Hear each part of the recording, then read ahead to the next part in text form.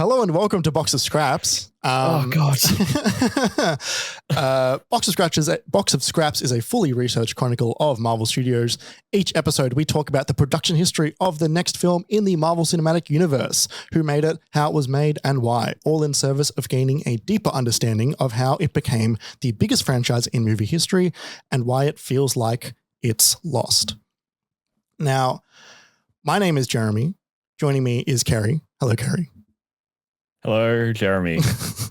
For those of you not aware, Box of Scraps is a part of Minimap, which is a website about video games. If you're interested in hearing us talk about games, news, reviews, previews, and the like, you can head to minimap.com.au for everything else that we do. And I also wanted to give a really big shout out to Ruby Innes for making the wonderful cover art for the show. She did such an amazing job, and like no one has understood the assignment better than I think Ruby. Yes, thank you, Ruby. Across the board. Jeremy, I'm sweating right now so much because you made me record the theme song a cappella. I made you perform. So welcome to Box of Scraps. This has been a thing that I've been working on since the 1st of January 2025. It is now the 21st of April 2025. Honestly, for the amount of work you've done, that's a good turnaround. It's kind of fucked up. So what is Box of Scraps? As I said earlier, it is a chronicle of Marvel Studios.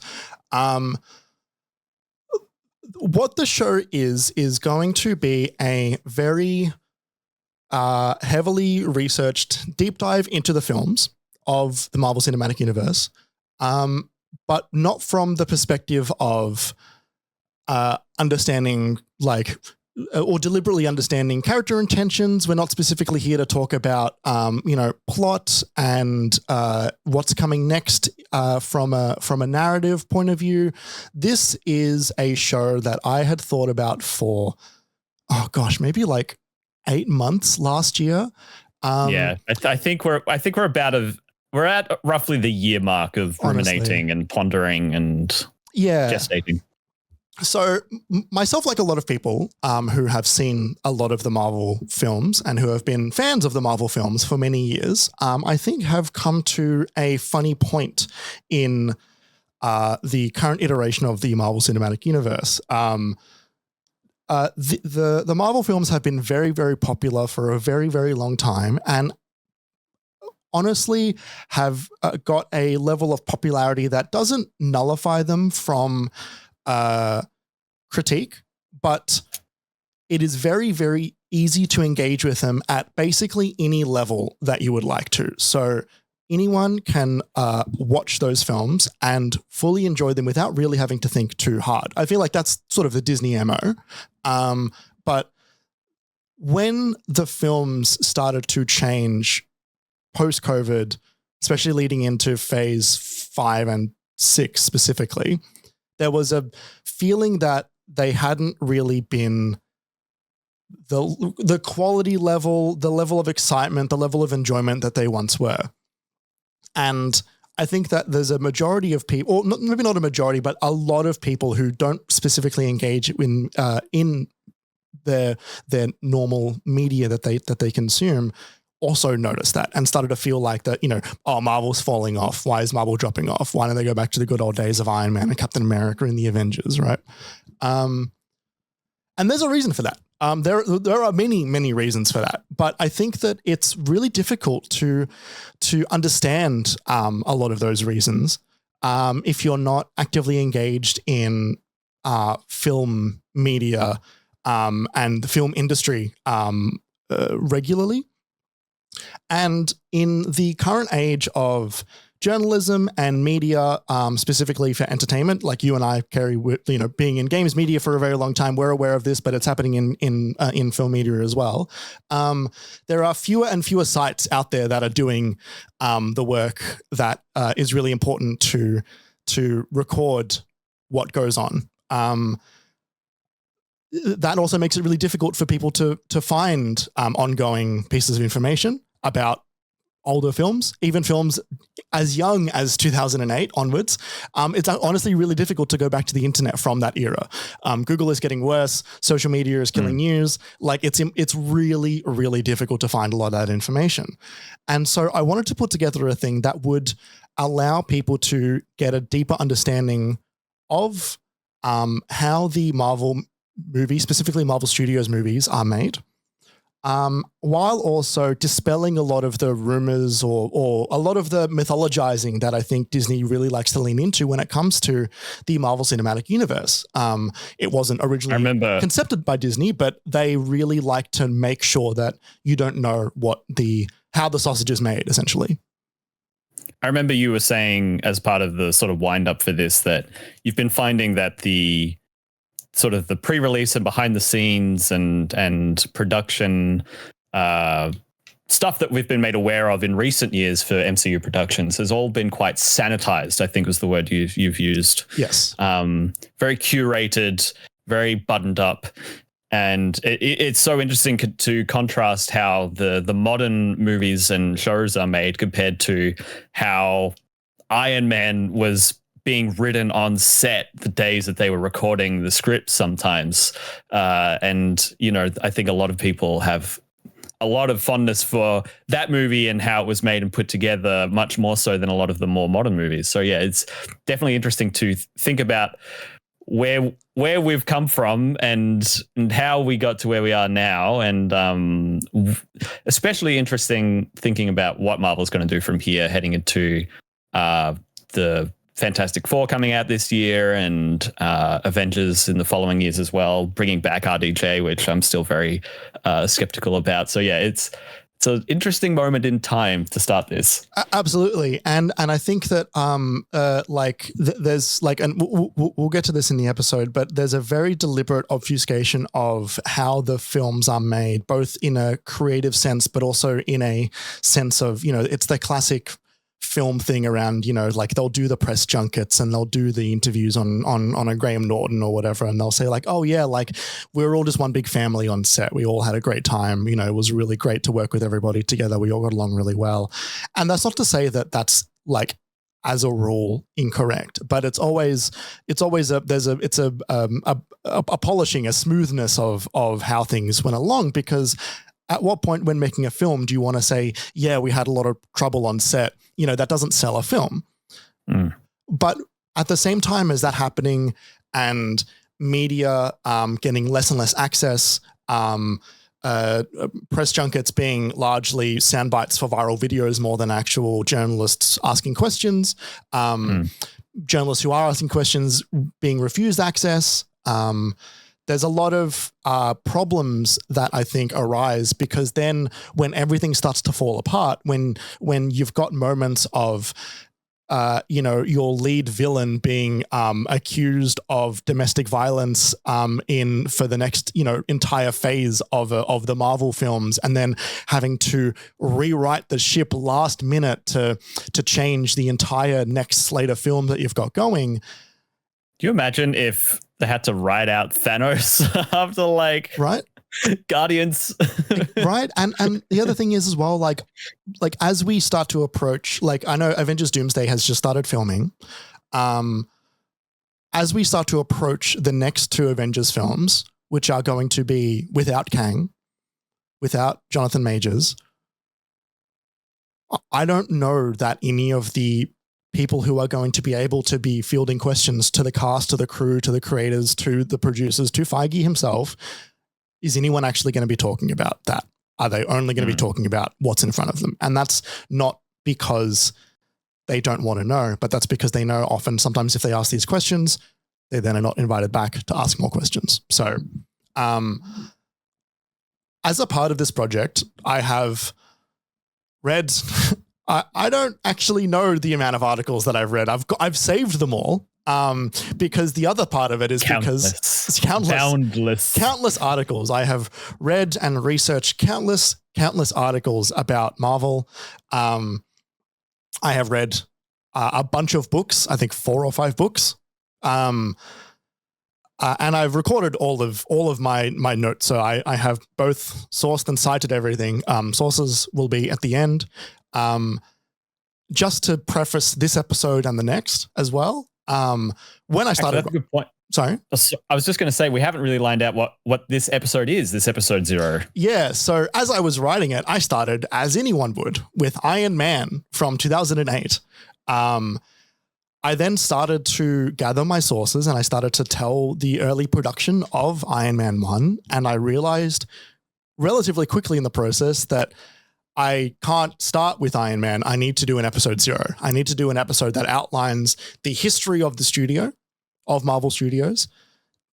And then going back even further also, a not small amount history of Marvel as a company, because that's really relevant for the start of this. Yes, because you don't get to Marvel Studios without Marvel, and you don't get to Marvel without a whole lot of fucking bankruptcies. So it's really important to talk about that. You don't start with Iron Man without a whole bunch of rights issues.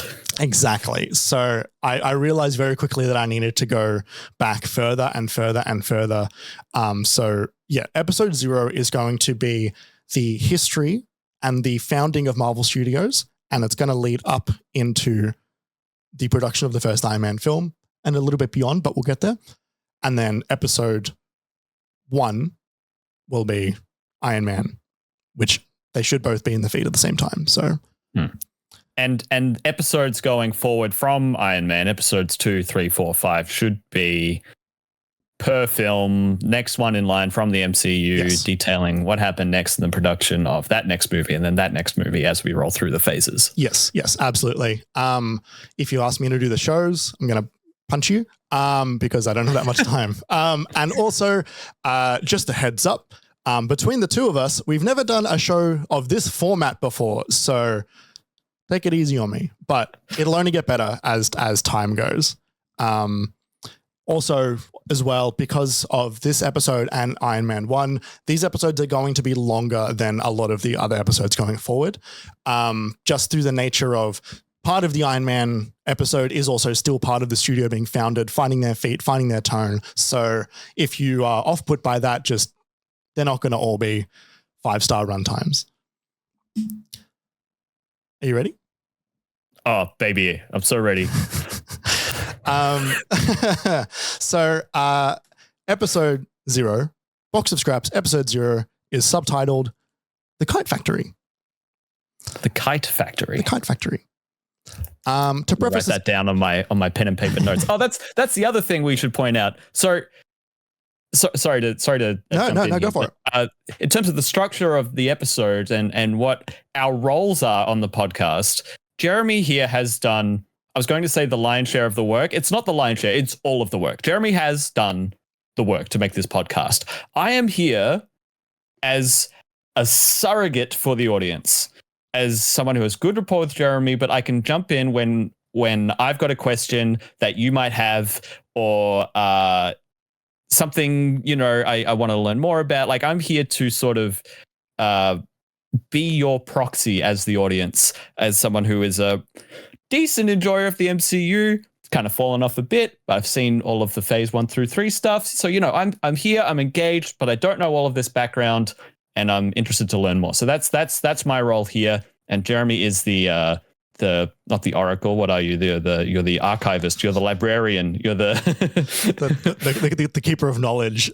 Yeah, I'm seeing like a Halo, like Guilty Spark managing a library on like a Halo 3 multiplayer map or something. I'm the chronicler. There is. I cannot begin to tell you, Kerry, how many things I've wanted to send your way because like we talk like so often, and that's how we do it. Yeah, totally. And I have had to deliberately withhold so many like funny tidbits or anecdotes or quotes from sending them to you. And I'm sending them to people that I don't usually send as many things to, just because I need to get it. I need to verbalize it because some of it's just so funny. So yeah, this is all stuff it's all stuff that I've written. There's a handful of sources which I'm going to go over in a minute that are the key sources for this episode.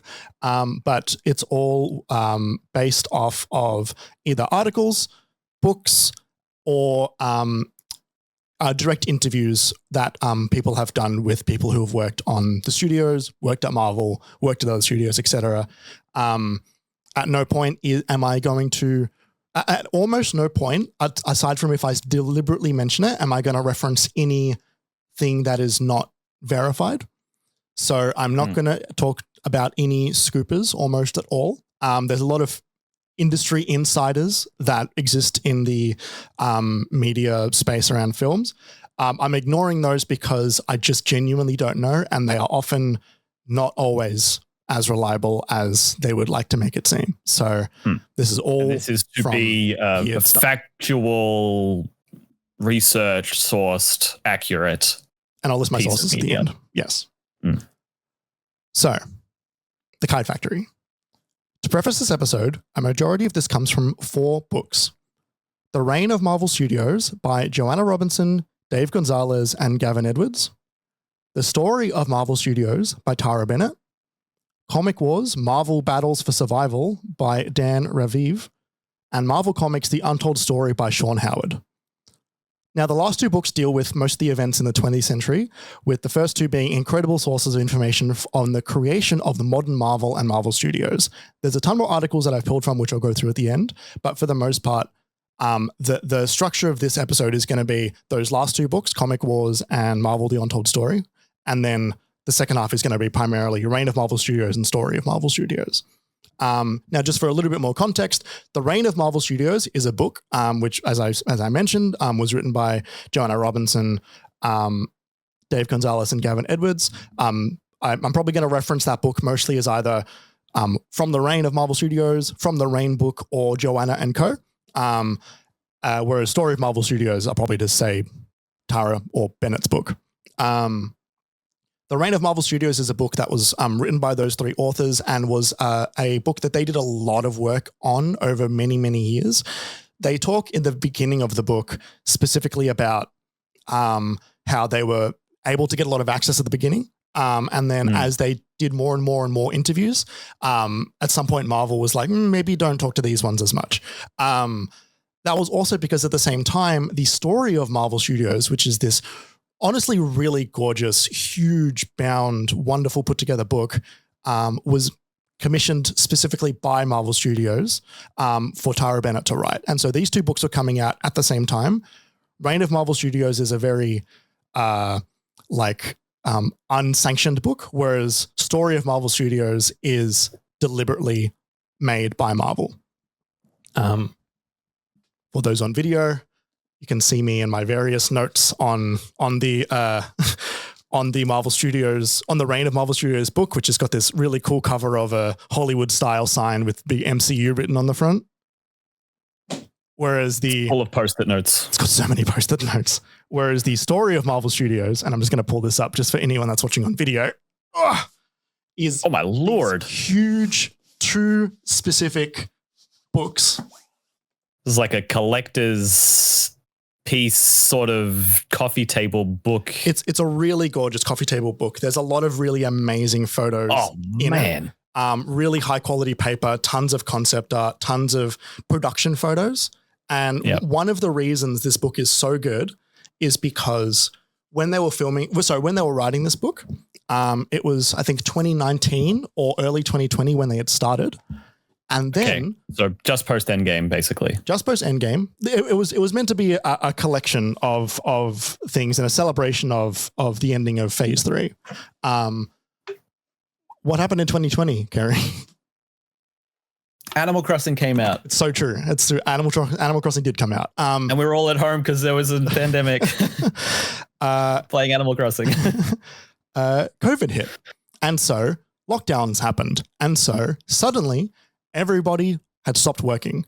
And so Tara Bennett was able to get in contact with just a tremendous amount of Marvel alum and were able to say, hey, like, now you've got nothing but time. Can I sit down and interview you? Can I talk to you? Do you mind going to your old phone from 2010 and getting photos off of it and sending them to me so I can include in the book? There are so many photos in that book that I have never seen before that are incredible photos. It's a really, really good book. That being said, it's a book sanctioned by Marvel. It's a book published by Marvel and Disney. It's sanitized. you would not be surprised to know just how little they talk about Terrence Howard in that book. For example, like there are so many. I want to hear their takes on his version of math. You mean teriology? Yeah, there are, like, it's a really good book. It is not and should not be considered the only source on Marvel history because, again, they omit things they don't want to talk about. They clean up certain things. It's really good. It's not perfect. That being said, I definitely recommend both of those books. I also want to be really clear that there's a lot of stuff here that I couldn't include without this episode being 3 times as long. We're not going to go into any great detail around the Marvel films of the 80s, 90s, and 2000s. This show is firmly about Marvel Studios and the Marvel Cinematic Universe, so everything I've pulled together for this episode in particular is going to inform you on how the studio was founded, the creatives and the decisions that they made, and the business and how the business functioned. Towards the end too, this episode is also going to include the story of how Disney bought Marvel. When I originally wrote and pulled everything together for this episode, it became clear to me that something was missing from the story, and it was that. It's a really important aspect of the studio, and the knowledge of how that took place and what it meant for the studio will inform the episodes going forward, even if it doesn't relate to the first few films. When thinking about the acquisition, I also didn't know where else to put it. Including it in the script for Iron Man 2 or Thor seems silly, and by the time the Avengers took place, it was already well and truly concluded. So it's in this episode. Good point. Okay. All right. And it is huge. It's defining. It is extremely important. All right. The year is 1980, and Marvel Comics Group, as it was known then, was a subsidiary of a company called Cadence Industries. Stan Lee, by this point in his career, had shifted away from being a comic writer and had moved away from New York, where Marvel was based, to Beverly Hills, California. While he retained his title of publisher at Marvel, he was also appointed to the position of creative director of a new animation company, Marvel Productions. Due to the success of the Incredible Hulk TV show that was on the air from 77 to 82, that starred allegedly notorious asshole Lou Ferrigno as the titular Hulk. Allegedly notorious asshole. Marvel and Stan Lee wanted to replicate its success, but by the time they started up a studio, they had next to no luck. Robinson & Co. writes that Lee tried to encourage Hollywood's interest in adapting the company's characters for movies and TV shows. For the most part, he failed abjectively. In his Stan Lee's soapbox column, which was a regular column in the comics, it would be like he'd have his little like 3 paragraphs that he'd publish every now and again, and he would often hype up. Just at the back of a comic, or? Yeah. Huh, he'd often talk about stuff that they're doing. Like, he did it for ages. In Stan's soapbox column, printed in the back of Marvel Comics, Lee would periodically hyperventilate about upcoming movies or TV shows, which he would almost inevitably not materialize. Oh, that's so funny. Robinson & Co. also share an anecdote from former president and CEO of Marvel Productions, Margaret the Ouch, about her time pitching Hollywood with Stan Lee. Quote, "Stan wasn't rude to people, but he would say to me when they left the room, 'I don't understand why they don't have any imagination. I don't understand why they can't understand what I'm saying.'" Just like kind of sad. That is sad. What a frustrating experience. Like, I love that he was that frank with her, and that we can hear that now. Like, he's like, "Oh, I actually just don't understand why this isn't getting up. Like, this is so exciting. Why doesn't anyone else see it?" Exactly. It's also a really interesting time. Like 1980, we're right in the middle of Star Wars, like. Well, sort of coming out of Star Wars at this point, but like, and because Star Wars was like 82 or 83 was the last film. Yeah. They're definitely looking at that going like, we can be one of these, and like the things that they're pitching, just no one's buying. Now, I was debating including this part, but there's a wonderful amount of symmetry here that I think will come in handy as we look to the current slate of Marvel Studios projects. Now, when I wrote this, it wasn't nearly quite as apt as what it is now, but fucking hell, I'm glad that I put it in here. Secret Wars was a comic that was later published in 1984 and was designed to be a massive event that in a time of crisis would sell like hotcakes. It has been regarded as the first event comic, specifically the first one that didn't have a focus on a singular character. Right, interesting. Now, this is my editorializing here. The thing about the first Secret Wars is that it sucks. It's a really dull and trite idea. Howe summarizes Secret Wars with, quote, "An otherworldly ethereal force known as the Beyonder transports a few dozen superheroes and supervillains to a planet called Battleworld, where they are told to fight it out. I am from beyond, shouts the cosmic voice. Slay your enemies and all that you desire shall be yours. That's the so plot it's of like Secret Wars.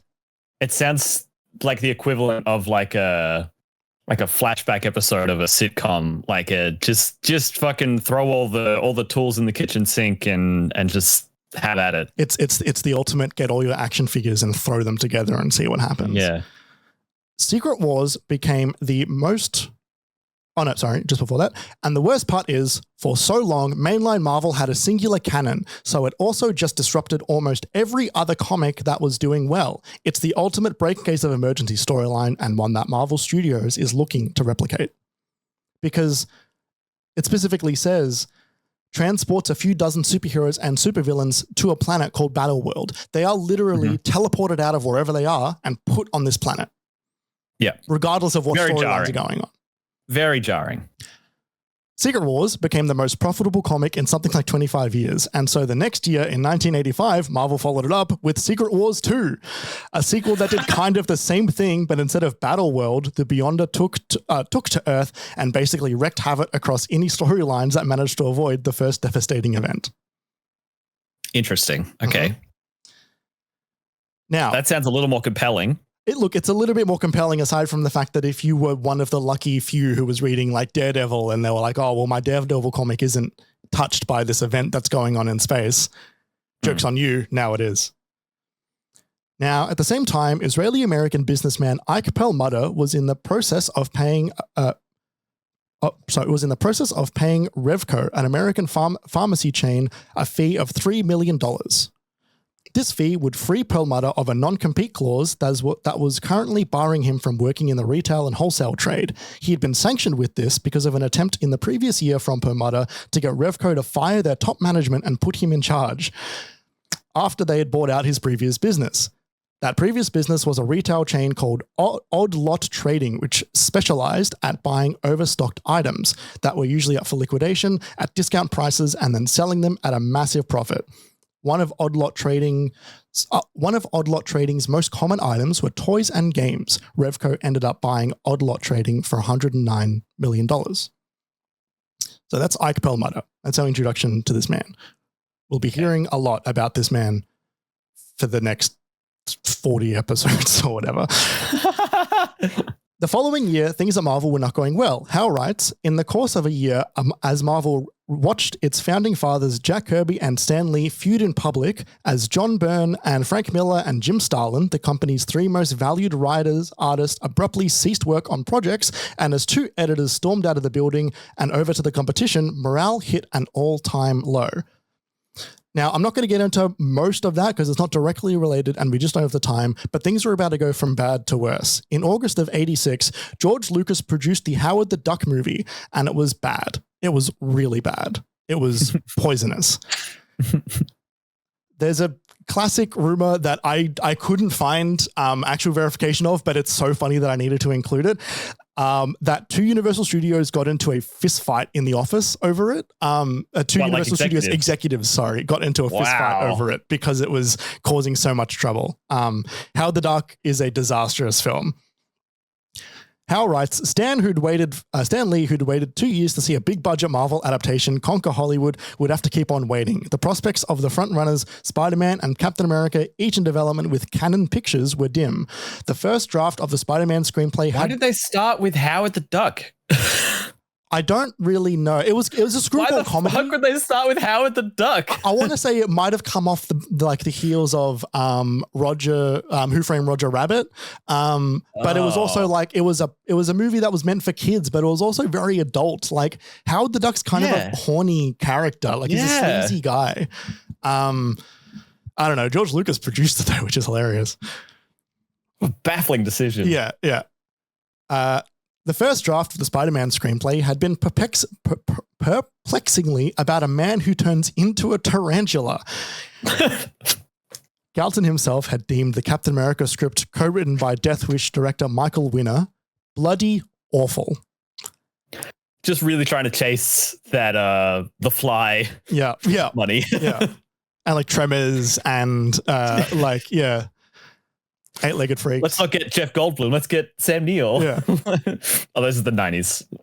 Anyway, at this point, Cadence Industries was going into liquidation and Marvel was then bought by New World Pictures. They are described by Howe as Hollywood through and through. New World Pictures was originally started by brothers Roger and Gene Corman.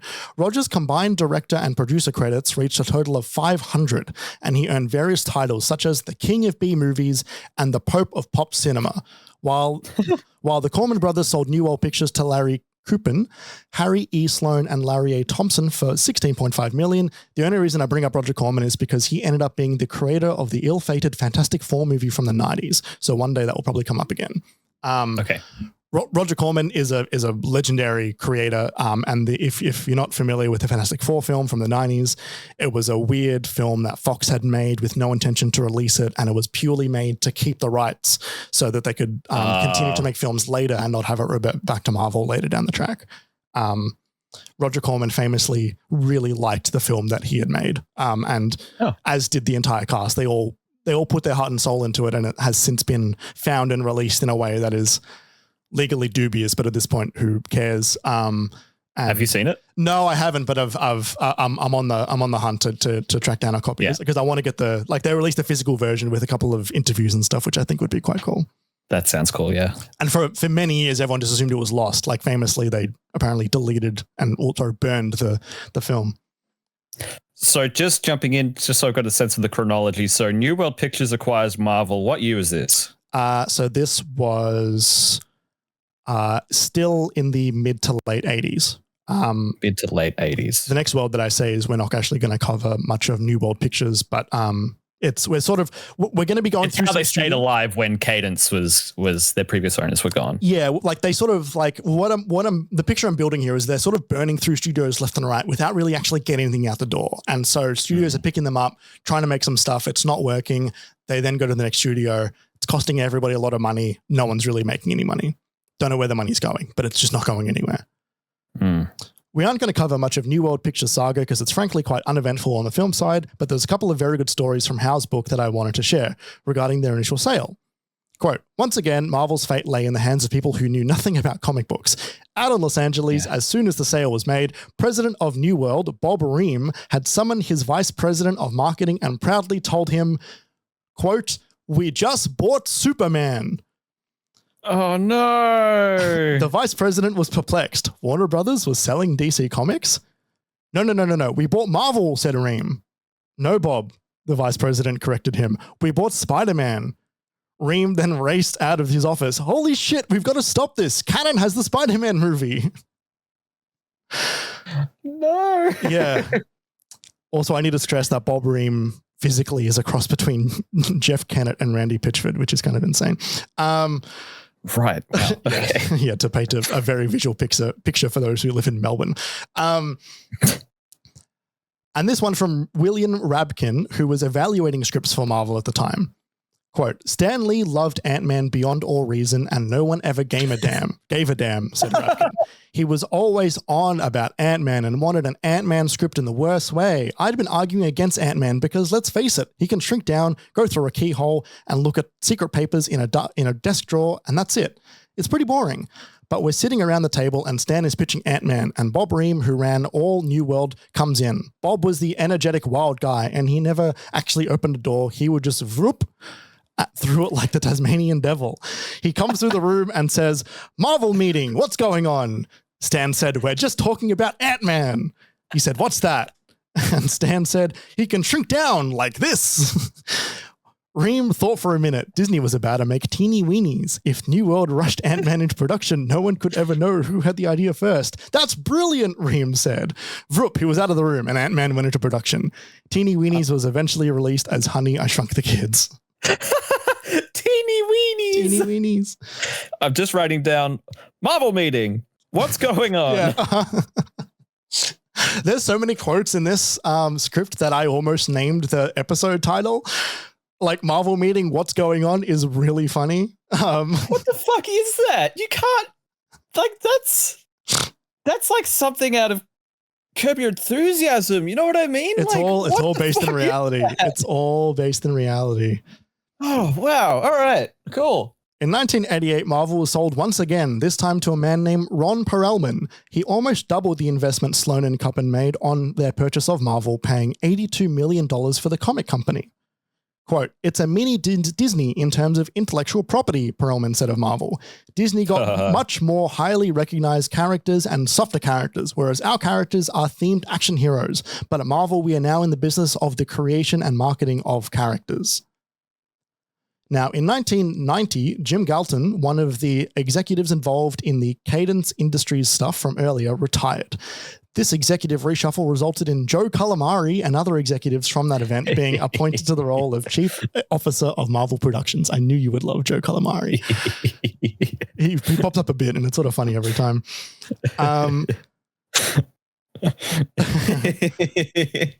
Margaret Leosh, the outgoing CEO and president of Marvel Productions, became the incoming CEO and president of the Fox Kids networks. She honestly changed the landscape of children's programming. To quote an article from kidsfirst.org, quote, "Miss Leosh's strategy and vision incubated many program concepts and built them into ratings hits, which included the highly stylized Batman series, Steven Spielberg's Animaniacs, Marvel's X-Men, and Spider-Man, as well as the Mighty Morphin Power Rangers. She also successfully expanded Fox Kids into Latin America, Australia, and the United Kingdom."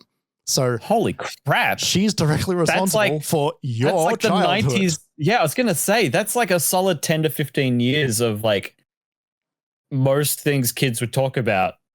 Yeah, she's extremely important to the media kids consumed in the 90s. That's so cool. She's kind of a legend. Was this the person that Stan was saying that he didn't understand why they didn't get it? Yeah. Right. Yeah. And yeah, so she was in those meetings going like, oh, this poor guy, he's not being able to pitch his things. Trying to make it work. Also trying to make it work with him, you know, like they were partners in that venture. And then she went on to do, you know, X-Men animated, Spider-Man animated, Batman, Animaniacs, Power Rangers, you know, like that's pretty incredible. So Batman, is that the animated series? I believe so, yes. Holy. All right. Wow. Okay. Yeah. Wow, good on her. To return to Ike Perlmutter, Robinson and Co. write about after the $3 million to Revco was paid, Perlmutter could now, quote, Perlmutter could now afford to buy entire companies, not just their overstock. He had an eye developed during his time running Odd Lot for toys and games, and he bought and flipped the failing toy company Coleco, making about $40 million in profit when he sold it to Hasbro. And then in 1990, he bought Toy Biz. So it's like the CEO version of flipping a house. Yeah. It's he buys stock, sells it. Now, one of Ike's key men was a man named Avi Arad. Now, like Perlmutter, Arad was also an Israeli immigrant and fought in the Six-Day War against Egypt, Syria, and Jordan, though it's worth mentioning that it's not clear if that's exactly where they met. After Arad emigrated to the US, he became a renowned toy designer.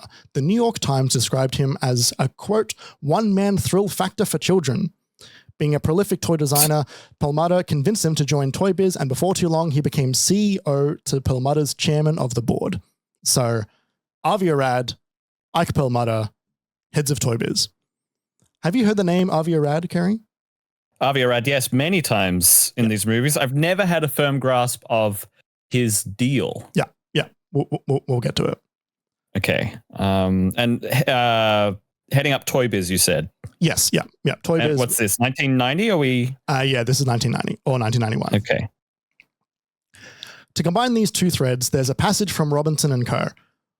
One of Arad's earliest successes at Toy Biz was a line of X-Men toys. It came out in 1991, the same year as X-Men issue 1, which was in comics, sometimes they will reset numbers. It's mostly as a sales campaign, but it's sometimes to signify like new type of series, even if it's the same story or the same series. And then sometimes they'll actually return to previous numbering if they want to imply that they're going to go back to finishing a certain story. The numbers are pretty fast and loose in comic world. It came out in 1991, the same year as X-Men issue 1, and did $30 million of profit, these X-Men toys. Seeing how well Marvel's toys could sell, Perlmutter cut an unusual deal with Perelman, who was Marvel's CEO at the time. He would give 46% of Toy Biz to Marvel in exchange for an exclusive perpetual royalty-free license to all of Marvel's characters. Whoa. That's a pretty heavy deal. Could you say that again? He would give 46% of Toy Biz to Marvel in exchange for an exclusive perpetual royalty-free license to all of Marvel's characters. So this works for Perelman because he now owns 46% of the company that is making his toys. Mm-hmm. And this works for Perlmutter because he's able to have the only one that's able to sell or make toys that are Marvel licensed, and he doesn't have to worry about that license going anywhere at all. And so he's got the exclusive license that is not stopping. Exclusive perpetual license. That is just like, it sounds like negligent in terms of a business standpoint to make a deal like that. Like you could really write yourself into a corner with that. There is the only time a company does that is when they are not exactly cash heavy. Soon after, Avi Arad joined Stan Lee in his quest to make Marvel lucrative for Hollywood. A handful of projects with high-profile names like Wesley Snipes and James Cameron began to make moves. And at what was now called Marvel Films, a deal was signed with 20th Century Fox to make a film based on the X-Men. So this is 1991-ish. In the background, however, Marvel was once again struggling. It had gone public back in 1991, but the gimmick of Marvel being a thing Wall Street could trade had worn off, and they dropped off by 60% in 1993. Soon after, legendary comic illustrator and godfather of the fabled Silver Age of comics, Jack Kirby, had died. If you're not aware, at Marvel, Jack Kirby was the co-creator of the Hulk, the Avengers, Black Panther, the X-Men, Fantastic Four, Thor, and dozens of others. And not just the modern versions of Captain America that we all know, he was also the co-creator of the original version during World War II. So Jack Kirby was originally making comics back in World War II, well before Marvel, back before there were even Timely Comics or any other name. He was an illustrator for the US propaganda comic that was Captain America. From the 40s. Wow. Yeah, like the original. The one that's in the film was a real comic that was made in World War II to get kids to read comics, and that money went to the government to help fund the war, all that stuff.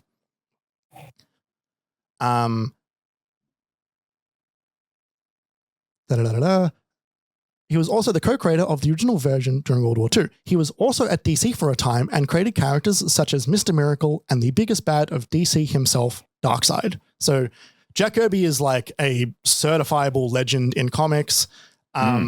He is truly like founding father kind of stuff. One of the greats. Like we'll get to it later, but he's sort of the one that people look at as like the real creator a lot of the time.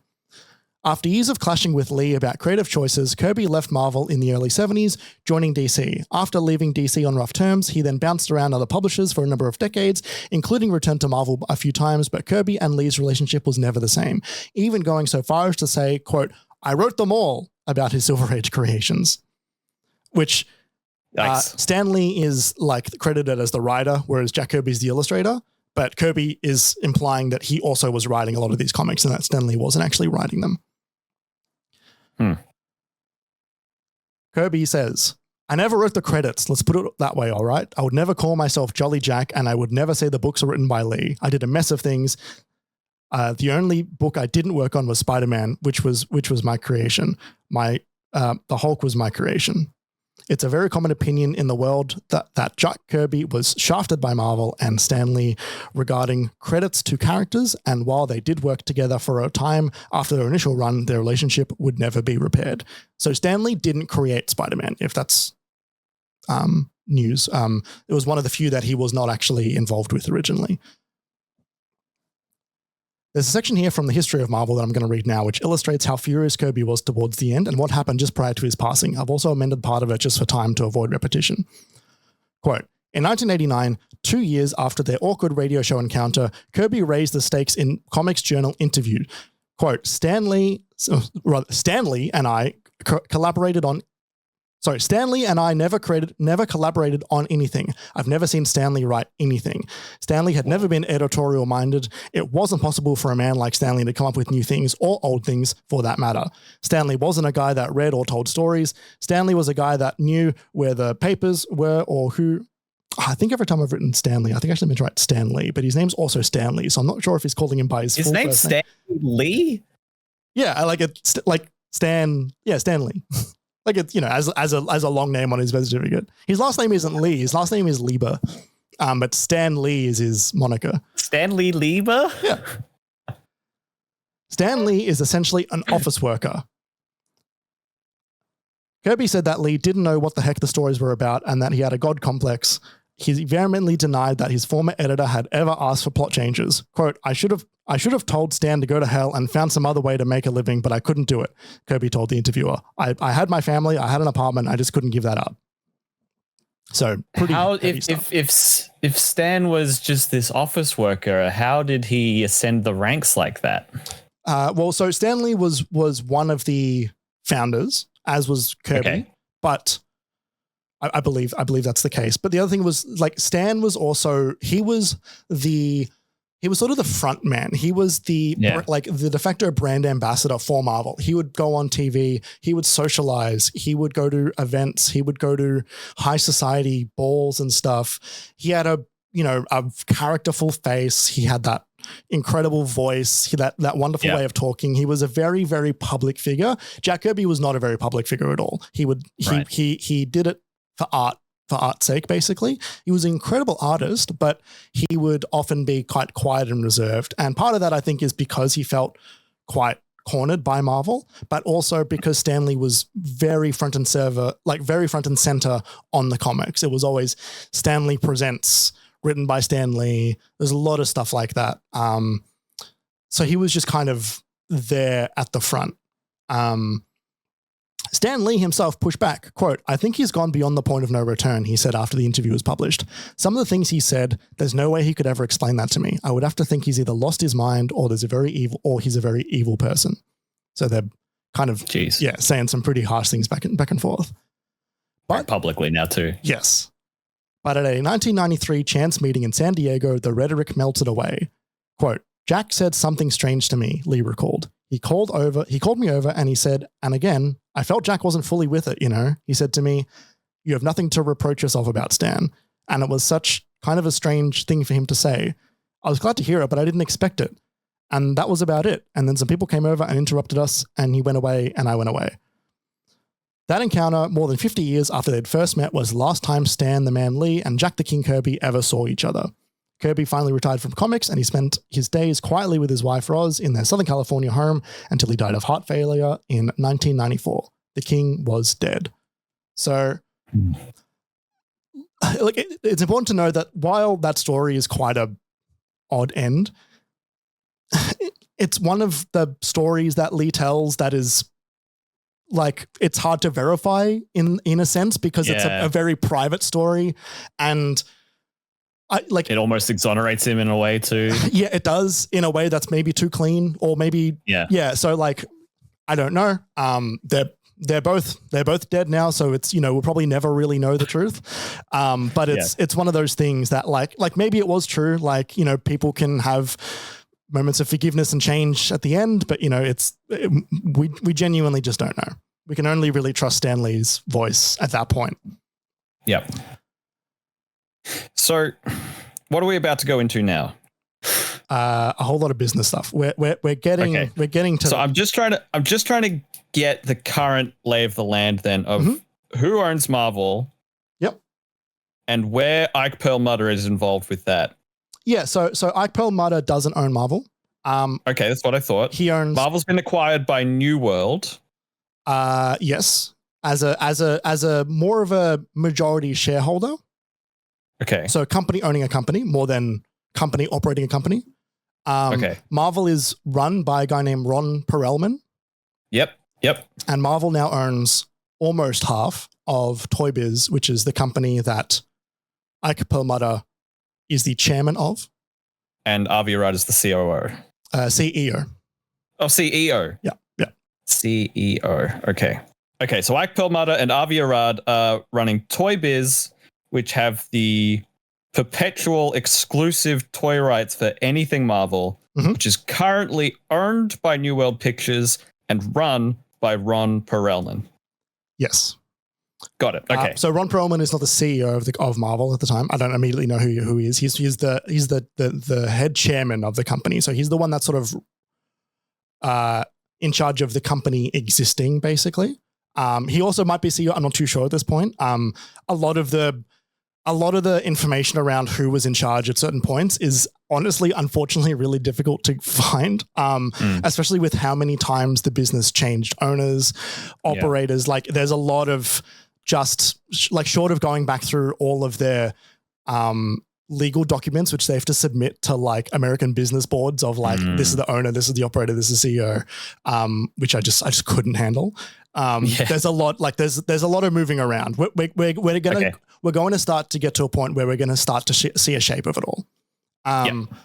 There was one final thing that I wanted to read about Jack Kirby, which was when he illustrated the comic cover of Captain America punching Hitler in the face, that really classic original Captain America comic cover. There's a quote here from someone who was working at Marvel at the time. Quote, Jack took a call. A voice on the other end said, there are 3 of us down here in the lobby. We want to see the guy who did this disgusting comic and show him what a real Nazi would do to his Captain America. To the horror of the others in the office, Kirby rolled up his sleeves and headed downstairs. The callers, however, were gone by the time he arrived. Wow. Like he was like a real like American anti-fash kind of like if you're a Nazi, I'm just going to beat you up. And like when you look at image of this guy, he's this older dude, usually in a tank top, usually with a big cigar. Wow. And he's just kind of built. Right. He's got old man strength. He was a king. Yeah, that's great. I remember you telling me that story before. Like that takes guts. Yeah. And like no hesitation, rolling up your sleeves like Popeye, like, you know, like I'm gonna like just proper just Get me like some spinach. Yeah, like all right, see, you want to see what you got, see? In the following years, Marvel went on a spending spree, acquiring as many companies as it could, from Panini, the sticker company, to trading card companies Fleer and Skybox, to Heroes World, a Jersey-based distribution company. Pro tip, don't buy baseball cards during a baseball strike. Just a heads up. At the time Marvel was buying up businesses, they had also layoffs and many series cancellations. Unbelievably, during this time, Marvel announced that they had licensed out the creation of its own comics, specifically Avengers, Fantastic Four, Captain America, and Iron Man to Image Comics, which was founded by Jim Lee and Rob Liefeld, 2 ex-Marvel comic creators, with other big names like Thor and Doctor Strange also being cancelled at the time. So they are buying companies that are failing or can't make money. They then license out seemingly randomly, like sticker companies and trading card companies. But it's all speculative is the thing. Or the difference between those and the commonality between cards, stickers, and comics is that they're all based, like the worth of them all is all based around speculation. So it's all these comics are now skyrocketing in price. Trading cards, obviously, stickers as well, all collectible type things.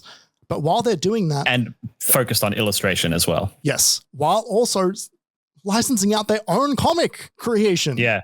Marvel of all places to Jim Lee and Rob Liefeld. Jim Lee created Thanos and wrote the Infinity Gauntlet plotline. Rob Liefeld is the creator of Deadpool. Like these are 2 guys who used to work at Marvel. On January 4th, Marvel reported a loss of $48 million annually and that 275 employees, roughly 40% of the workforce, were being let go. Sorry, so January 4th, what year? This would have been, I believe, 1995. Okay. By the time 1996 rolls around, Howe writes, quote, Marvel Films was in the same position. Everything was always in development, never on the release schedule. Huh.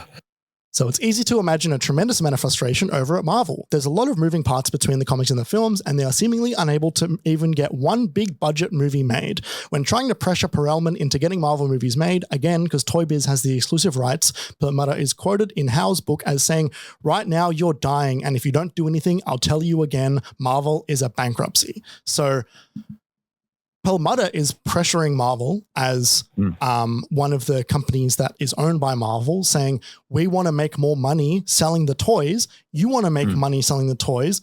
Make some goddamn movies. Yeah, do something. Soon after, Perelman sold his stake in Perlmutter's Toy Biz to finance the creation of Marvel Studios, replacing Marvel Films. Slowly getting closer to the one that we know now, Marvel Studios was created to get scripts written, hire directors, cast actors, and bring a neat little package to a studio to partner to get it financed and made. So Perelman, how did he do that? Sorry, how did you start that? So Perelman sold his stake in Toy Biz to finance Marvel Studios. Not Marvel's stake in Toy Biz, I believe. No. But his personal stake. To start Marvel Studios. Yes, to start Marvel Studios. Avi Arad remained as the CEO. Of Toy Biz. And also, I think, coming on to be the CEO of Marvel Studios. Again, some of the who's in charge of what where, but Arad is in charge. Arad is directly involved in this iteration of Marvel Studios very, very heavily. This was the beginning of Marvel Studios, not with the Hulk or Iron Man, and not with a hotshot executive producer to spearhead the project, but as a way of trying to sell toys and keep the company from collapsing entirely. This was August of 1996. So they are packaging the entire idea of a film, getting a director, getting some cast, getting a story, getting a script, and giving it to a studio and saying, here you go. This is the easiest thing for you to do. You can make a movie out of this. Yeah. Marvel's money problems would go from awful to even more awful. After posting more financial losses, Marvel's $1.2 million in debt dropped in value. Bonds, with the stock price dropping with it. This next part is a little finance heavy, but basically Perelman and Perlmutter put together a plan. So Marvel had debt in the form of bonds that people would buy. And so then they owed people money, and in turn, they would get ownership in the company. Their stocks and the way debt works can lose its value if the company doesn't look like it's going to get money. And so the actual worth of the debt was getting worse, because owning someone else's debt is good. But if your debt is being worth less, it's because your company doesn't look like it's ever going to make money enough to pay it. It's not back. an investment anymore. It's a liability. Kind of. Firstly, Marvel bought Toy Biz from Perlmutter, presumably to inflate Marvel's value. Then hundreds of millions of new shares, specifically new ones, not current ones, were then bought by Perelman to give the company capital. So Perlmutter sold Toy Biz to Marvel and then was given hundreds of new shares. So not the old in Marvel. In Marvel. Ones at the new value. For new shares. I'm going to quote Howie again for the next part because he puts it very eloquently. 410 million new shares of the merged company would be printed and sold to Perelman for $350 million. The trouble with this plan, of course, is that with the new millions of shares, which Perelman would purchase back at a bargain price of 85 cents each, would dilute the company stock by 80%. And it wasn't just stockholders who were aghast. Shares in Marvel had also been used as collateral to bondholders. So within days, stocks dropped again and shareholders filed lawsuits against Perelman. He basically destroyed the worth of investing in Marvel. Soon after, Marvel laid off 1/3 of the staff that had survived the last round of layoffs, which was over 100 people. So they've lost 400 employees in like 18 months. In about 2 years. And completely tanked the worth of their stock. Yeah, 80%. Like overnight. Yeah. In December of 1996, Marvel declared Chapter 11 bankruptcy. This means that effectively they have no money, but they can continue to operate and are in the process of looking to settle or cancel some of their debts, borrow new money, or resolve it through the courts, with hopefully mean that the company can exist on the other side. So, what month? December of 96. So 4 months after Marvel Studios was set up in August,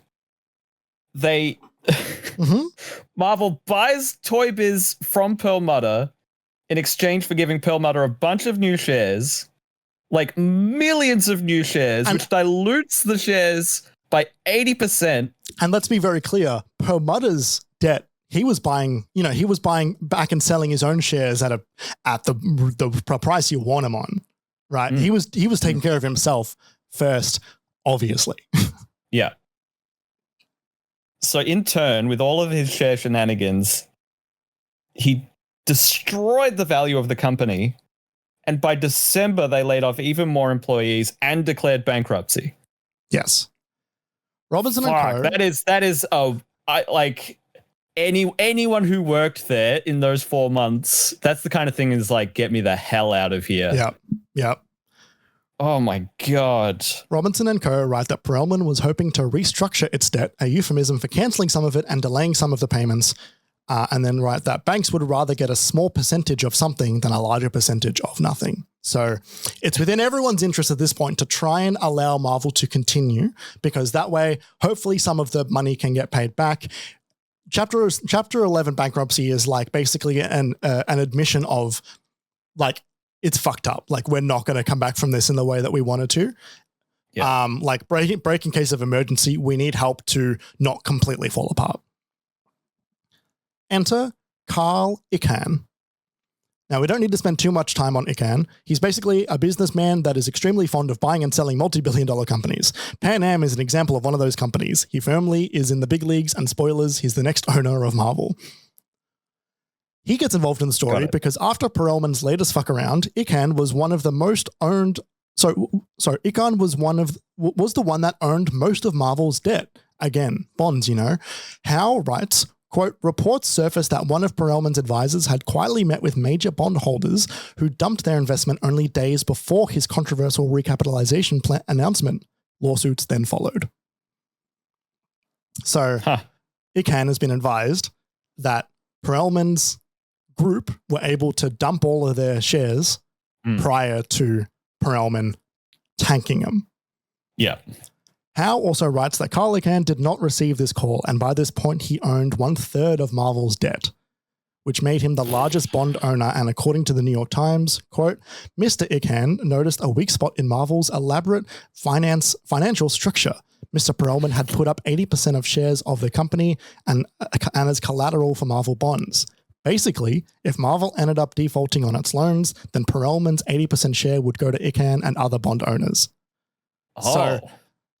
So if they fail to restructure and have to fully default, it's all going to go to Icahn and a handful of others because of the way Perelman had his short-sighted structure around selling my shares before they all tank in price.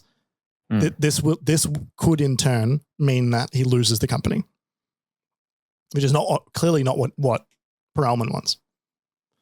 In February of 97, Icahn and the bondholders won the bankruptcy court's approval to take control of all of Marvel's stock, but not their board. To quote the New York Times again, and to give you a touch more context into what Icahn was like, quote, the bankers wanted to know Mr. Icahn's intentions for Marvel, and Mr. Icahn, who is his own bank, felt little compulsion to offer any specifics. When William C. Repko, the lead banker in the room and the managing director for Chase Manhattan's restructuring and refinance group, pointed out that the banks were owed something like $700 million, Mr. Icahn quickly put a chill on the gathering. How did a company that was spiraling the drain for the last 10 years still end up trading in hundreds of millions of dollars in the 90s? Because we're probably talking more like the value of like $2 billion, $3 billion today. Yeah, probably. Yeah. And a lot of it was because the companies they were just buying, they were artificially inflating all of this money they were having and then immediately selling it as debt. So fast and loose. Yeah, so fast and loose. Oh my God. Meanwhile, Perelman and Arad are trying to make movies. Yeah. They're trying to actually do something with the whole point of the company. Or have we not even got there yet? Perelman kind of. Like, Avi Arad's trying to license movies to other studios to make some money for the studio and the Toy Biz company. Yeah. And just buy and sell. Perlmutter's there just kind of just hoping it makes money. Like, he doesn't care. Yeah. Okay, right. Mr. Icahn quickly put a chill on the gathering after the banks pointed out that they were owed $700 million. Quote, What are you, a comedian? Mr. Ikan said, according to many people in the room. If I wanted a comedian, I would have hired one. With what funny?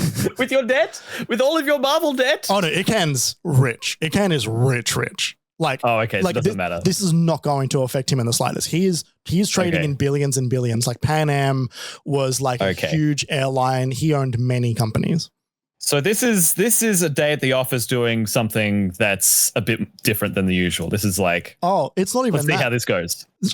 Here's a really insane thing. To Ikan, this is a vanity thing. Oh my God. He likes Marvel as a thing that he thinks it would be cool to own. So rich.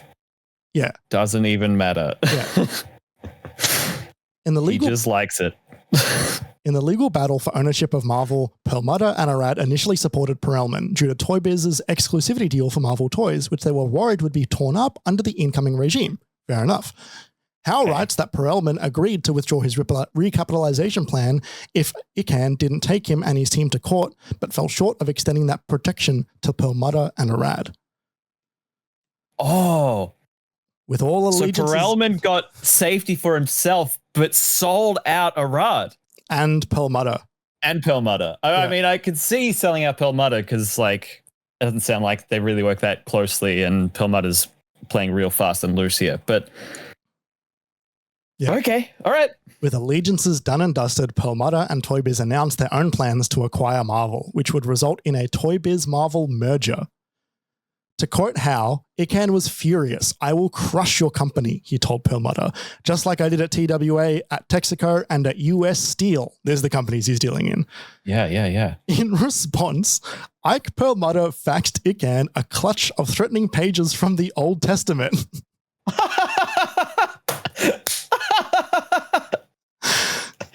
That's so funny. They're all divas. Okay, I do just quickly need to get this right in my head. Yes. So previously when talking about Toy Biz and Perelman, it was that Perelman had sold his own personal stake in order to fund starting Marvel Studios. So I think actually at this point, Marvel Studios is, so imagine Marvel Studios is kind of an offshoot. Don't worry about it too much. Okay, so Marvel Studios, that's just there, and we'll get back to it later. Yeah, so Marvel is a company. So then next after that, Marvel bought Toy Biz from Perlmutter. Marvel bought Toy Biz from Perlmutter, but still operates as a company. For the new shares. So now Ike Perlmutter owns a decent chunk of Marvel. He is now a legitimate stakeholder in the company because they bought Perlmutter out of Toy Biz. That being said, Perlmutter is still the chairman of Toy Biz. So he's still operating it. He's still in charge of it, but he's not the owner. He doesn't have any personal stakes in it anymore. It's just an employee, basically. But I think at this point, like Perlmutter, well, he does have personal stakes in the sense that he owns stake in Marvel, which now own Toy Biz. So it filters down because he sold his stake, but then, the new shares went to Perlmutter. Right. It is heady.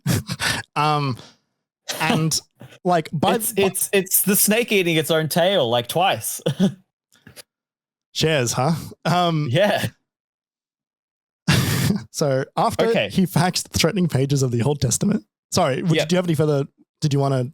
No. I think that's fine. Understanding that it just is that confusing, I think, is enough for me. It is. Carl Icahn, he just owns a lot of the debt for Marvel. He owns the debt. And is now vying for control of the company as that has been brought to the courts because of the bankruptcy. Yeah, because of the bankruptcy, and because if the refinancing plan fails, that means they have to default on their debts. If they default on their debts, then Icahn owns the company basically almost outright. Not outright because there are other shareholders who also own debt, but a decent chunk of it. Okay. Perlmutter and Arad are concerned that they're going to lose the Toy Biz deal. Right. If Icahn ends up being the controlling person. But after they've just been betrayed by Perelman, allegiances are out. Yeah. Now they want to merge Toy Biz and Marvel into a company in the hope of stealing it out from under both of them. Okay. Fucking hell. Who's got time for all this shit? Oh my God, right? I mean, obviously it's for hundreds of millions of dollars, so I guess you make the time, but bloody hell. According to Robinson and Co., 4 pages of Judges 16, I don't quite know what that means, he sent to tell the story of the powerful... Oh, that's sorry, right. These are the pages of the Old Testament he sent. The 4 pages of Judges 16 he sent tell the story of a powerful warrior judge, Samson, and how... Warrior Judge Samson. Okay. And after his hair is shorn and he's sold into captivity, he commits suicide by piling the temple of the Philistines down upon himself, which is just so fucking funny. Sending that to your business enemy is so funny. After that, Toy Biz would then withdraw their proposal to merge. In June, Ican was granted the ability to replace the board and appointed himself chairman. Ron Perelman was now completely out. How did that opportunity arise? So at this point, because he gained control of all the stock in February, but not the board. Not the board. So what changed? At this point, the bank is in charge of who goes where, because the bank is the one that's going to have to be the one that settles the loan, and so they can decide who is in charge next. So originally they said, you get this debt, you don't get chairman. Yeah. They would have just kept on negotiating. Eventually, Ican convinced him. Ron Perelman was completely out. Howe has a quote from a Marvel employee about what it was like during that time. One day, Scott Sasser was there in the center of the bullpen, assuring the publishing staff that Ron Perelman would prevail over the barbarians at the gate, recalls publisher Chival Rhodes. The next day, he disappeared, never to be seen again in the Marvel offices. Oh my God, that's just so good. The following... You can't write that. That's so good. I know, right? The following week, employees were surprised to see retired Marvel executive Joe the Squid Calamari saunter back into the office. Calamari's back, baby! Calamari, who volunteered his consultancy services to Ican at a rate of $1,500 a day, was the new president. Joe Calamari shows up and says, "I'm in charge," recalled another senior level employee. "We didn't even know if it was true. It was like Carl Ican came and called a meeting and introduced Joe Calamari as president. It seemed like Joe just showed up on the doorstep one day." Can you imagine working there and not having any idea who's in charge or who owns your company that you work at? And you're still going in every day as long as the paychecks are clearing. You're probably making headline news each day too, and you're like, wait, so what does this mean for like the stickers? Calamari had up until he retired been working as an executive for Marvel, taking over your mate, Margaret Leosh, when she left for Fox, running the studio division, and then served some time as executive vice president and chief strategic officer before he retired a few years prior to returning under Ican. His time working on the studio side of Marvel gave him the drive he needed to want to take some big swings at Marvel. He really wanted to make some movies. It's always come back to the fucking movies. It's the fucking movies, not the comics. I know. What are you guys doing about the comics? They sold they fired everybody. Yeah, they're not even making the comics. Yeah. Now I'm going to tell you the single most dramatic story in this whole saga. I know it sounds nuts, but this is really going to get nuts. A majority of this is going to be quoting from the Reign of Marvel Studios book because there are more details here than in Howe's book, and it's worth listening to. Howe also published some quotes here, and from this moment, there are a few excerpts, but I've edited down for time. Okay, what's the time? What's the date? Roughly, this is still 97 or 98. Okay, so we're past 97, still 97, but we're a little bit past the drama of the shareholders being taken out and Perelman being ousted. Oh, it'll come back. Because that was February. Yeah. Like it's all still very, very ongoing. It's still very omnipresent. You know, like there's not a whole lot of stability in the feeling of who controls Marvel. They haven't resolved their debt. They haven't resolved the bankruptcy. That is still active. Okay, right. We've done is figure out the hierarchy and business structure of the higher ups after they've been fighting it out for 4 or 5 months. It's not quite as simple as Ican just paying off all of Marvel's debt the moment he's in charge, because frankly, he just doesn't want to do that. If he can get Marvel operating and making its own money, then he doesn't have to pay for its debt, and it can pay him back. And so, he wants to teach the man how to fish. Yeah. Quote, okay. The turning point came on October 1st, 1997. The syndicate of banks that helped Marvel's debt was deciding on whether to accept Ican's late offer, and Toy Biz wasn't invited to the big meeting. So they're having a sit down where they're going to decide, is Ikan now the owner of it all? Is he going to leave the banks? Toy Biz lawyer Larry Mitchum, or Mittman, sorry, had an idea. They should just show up. Perelma, So Arad, they heard about the meeting and they knew they weren't invited. Perlmutter, Arad, Mittman, and Joe Ahern, who was one of the Toy Biz executives, bolted out of the Toy Biz office in Midtown New York City, not waiting for Perlmutter's limousine because Manhattan traffic was, as usual, at a standstill. The disheveled quartet appeared at the meeting, much to the surprise of the 40 bankers in the room, but they were granted an audience. And then Avi Arad made a pitch. Now, this is from Toy Biz. Avi Arad from Toy Biz. Yeah. Still working at Marvel Studios, I believe. But who knows what that's doing at this point. But I believe he's still working on it. But he's still a Toy Biz guy, even though it's owned by Marvel. Yeah. This is a quote from Avi Arad. I feel, and so you got to imagine, like set the scene, right? You know, like they're in a boardroom full of 40 bankers, and they've just crashed the meeting. They've crashed the meeting. It's four guys, skinny businessmen in suits who have been explicitly like left out of the picture for this meeting. Yep, and they've just been running down blocks, so they're probably hot and sweaty as well. This is Avi Arad. I feel certain that Spider-Man alone is worth $1 billion. But now, at this crazy hour, at this juncture, you're going to take $380 million, whatever it is, from Carl Icahn for the whole thing. One thing is worth $1 billion. We have the X-Men. We have the Fantastic Four. They can all be movies. What do you believe Spider-Man is worth? If you had the right to get Spider-Man forever and ever, I think Spider-Man alone is $1 billion entity. It will make numerous amounts of movies, endless licenses, television shows. In spite of bankruptcy, it's always a great license. You know, the way little kids learn about Spider-Man from their pajamas. It's always the leading pajama. Spider-Man works for all ages, all countries, everywhere around the world. It's maybe the best known intellectual property on the worldwide basis. As it turns out, Arad was underestimating the value of Spider-Man license is a quick addendum. That is wild, because that could, depending on how anyone played it, that could just not be the case. That could easily go down the It could be a toilet. Complete fallacy. Yeah. Ladies and gentlemen, he's actually spot on for how it played out. He is, it's not going to come up that often, but he's extremely correct in this moment. Ladies and gentlemen, stick around and share in this. This is big. This is going to be something very, very special. We just have to fix the company. Please give us a chance to do that. So he's not just pitching to them, don't take Icahn's money. He's saying to them, pitching a vision. He's saying, give Toy Biz Marvel, is what he's saying. We're invested because we want these properties to be as valuable as possible so that the toys that we sell and the licensing for everything that we make in regards to these properties is worth as much as possible in turn. Plus, also, I'm a part of Marvel Studios and I want to get that going.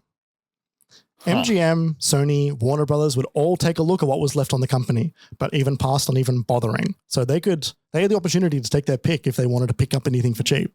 Marvel. According to comic retailer Chuck Rosansky, quote, it would take years before the income streams could be restored to cover even the $20 million per year in interest that a $200 million bid would entail. For Icahn and Perlmutter to be talking numbers over $400 million was simply irrational, except with the context of their own fears. Icahn was terrified he would lose the $200 million he invested, and Perlmutter feared losing Toy Biz. So there's a little bit of personal stake that he's got in Toy Biz because he wants it to work, but also he knows that it's also going to be a money-making machine. So it's both. Yeah. I mean, after spending so much money and making so much money and operating for so long, you get some attachment to it. Totally. Yeah. So there's a bit of ego. There's a lot of money invested that people don't want to lose. After Icahn found out Toy Biz had picked up some of Marvel's debt to keep some sway, he got Calamari to fire Arad from his position as CEO of Marvel Studios. Wait, who got Calamari to do that? Icahn. Oh, wow. Yeah. So Carl Icahn specifically targeted Avi Arad because of his play at the bank. Not that it really matters, though, because in July 1998, the U.S. District Court for Delaware approved Toy Biz's most recent reorganization plan, which include paying out ICANN's legal cost with an agreement that neither of them would further any legal action. In September, Toy Biz and Marvel merged into Marvel Enterprises, and Arad was reinstated as Marvel Studios CEO by newly appointed chairman of the board of Marvel Enterprises, Ike Perlmutter. Ike and Avi had won.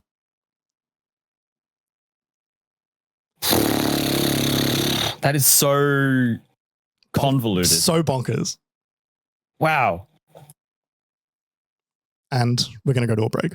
Arad gets fired. Uh-huh. And then the bank reinstates him anyway. No. Arad gets fired. They then still approve the Toy Biz merger. And they approve the Toy Biz merger. Right. Yeah. They approve the Toy Biz merger, and in turn, Perlmutter rehires Arad. Because they've been thick as thieves this whole time. And what do they say about the legal costs for ICANN? Did the bank pay ICANN off? Did they pay off his debt?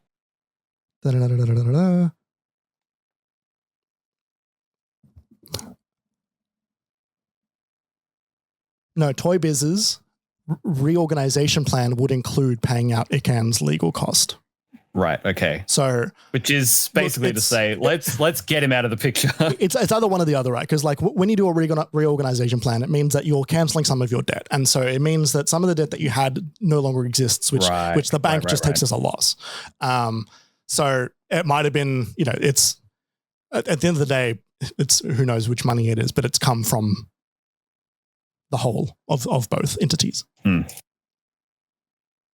So we've got Arad and Perlmutter back at Toy Biz, who now have merged with Marvel, who have become Marvel what? Marvel Enterprises. So Marvel Enterprises. So it's going to stay as Marvel Enterprises for the next long while.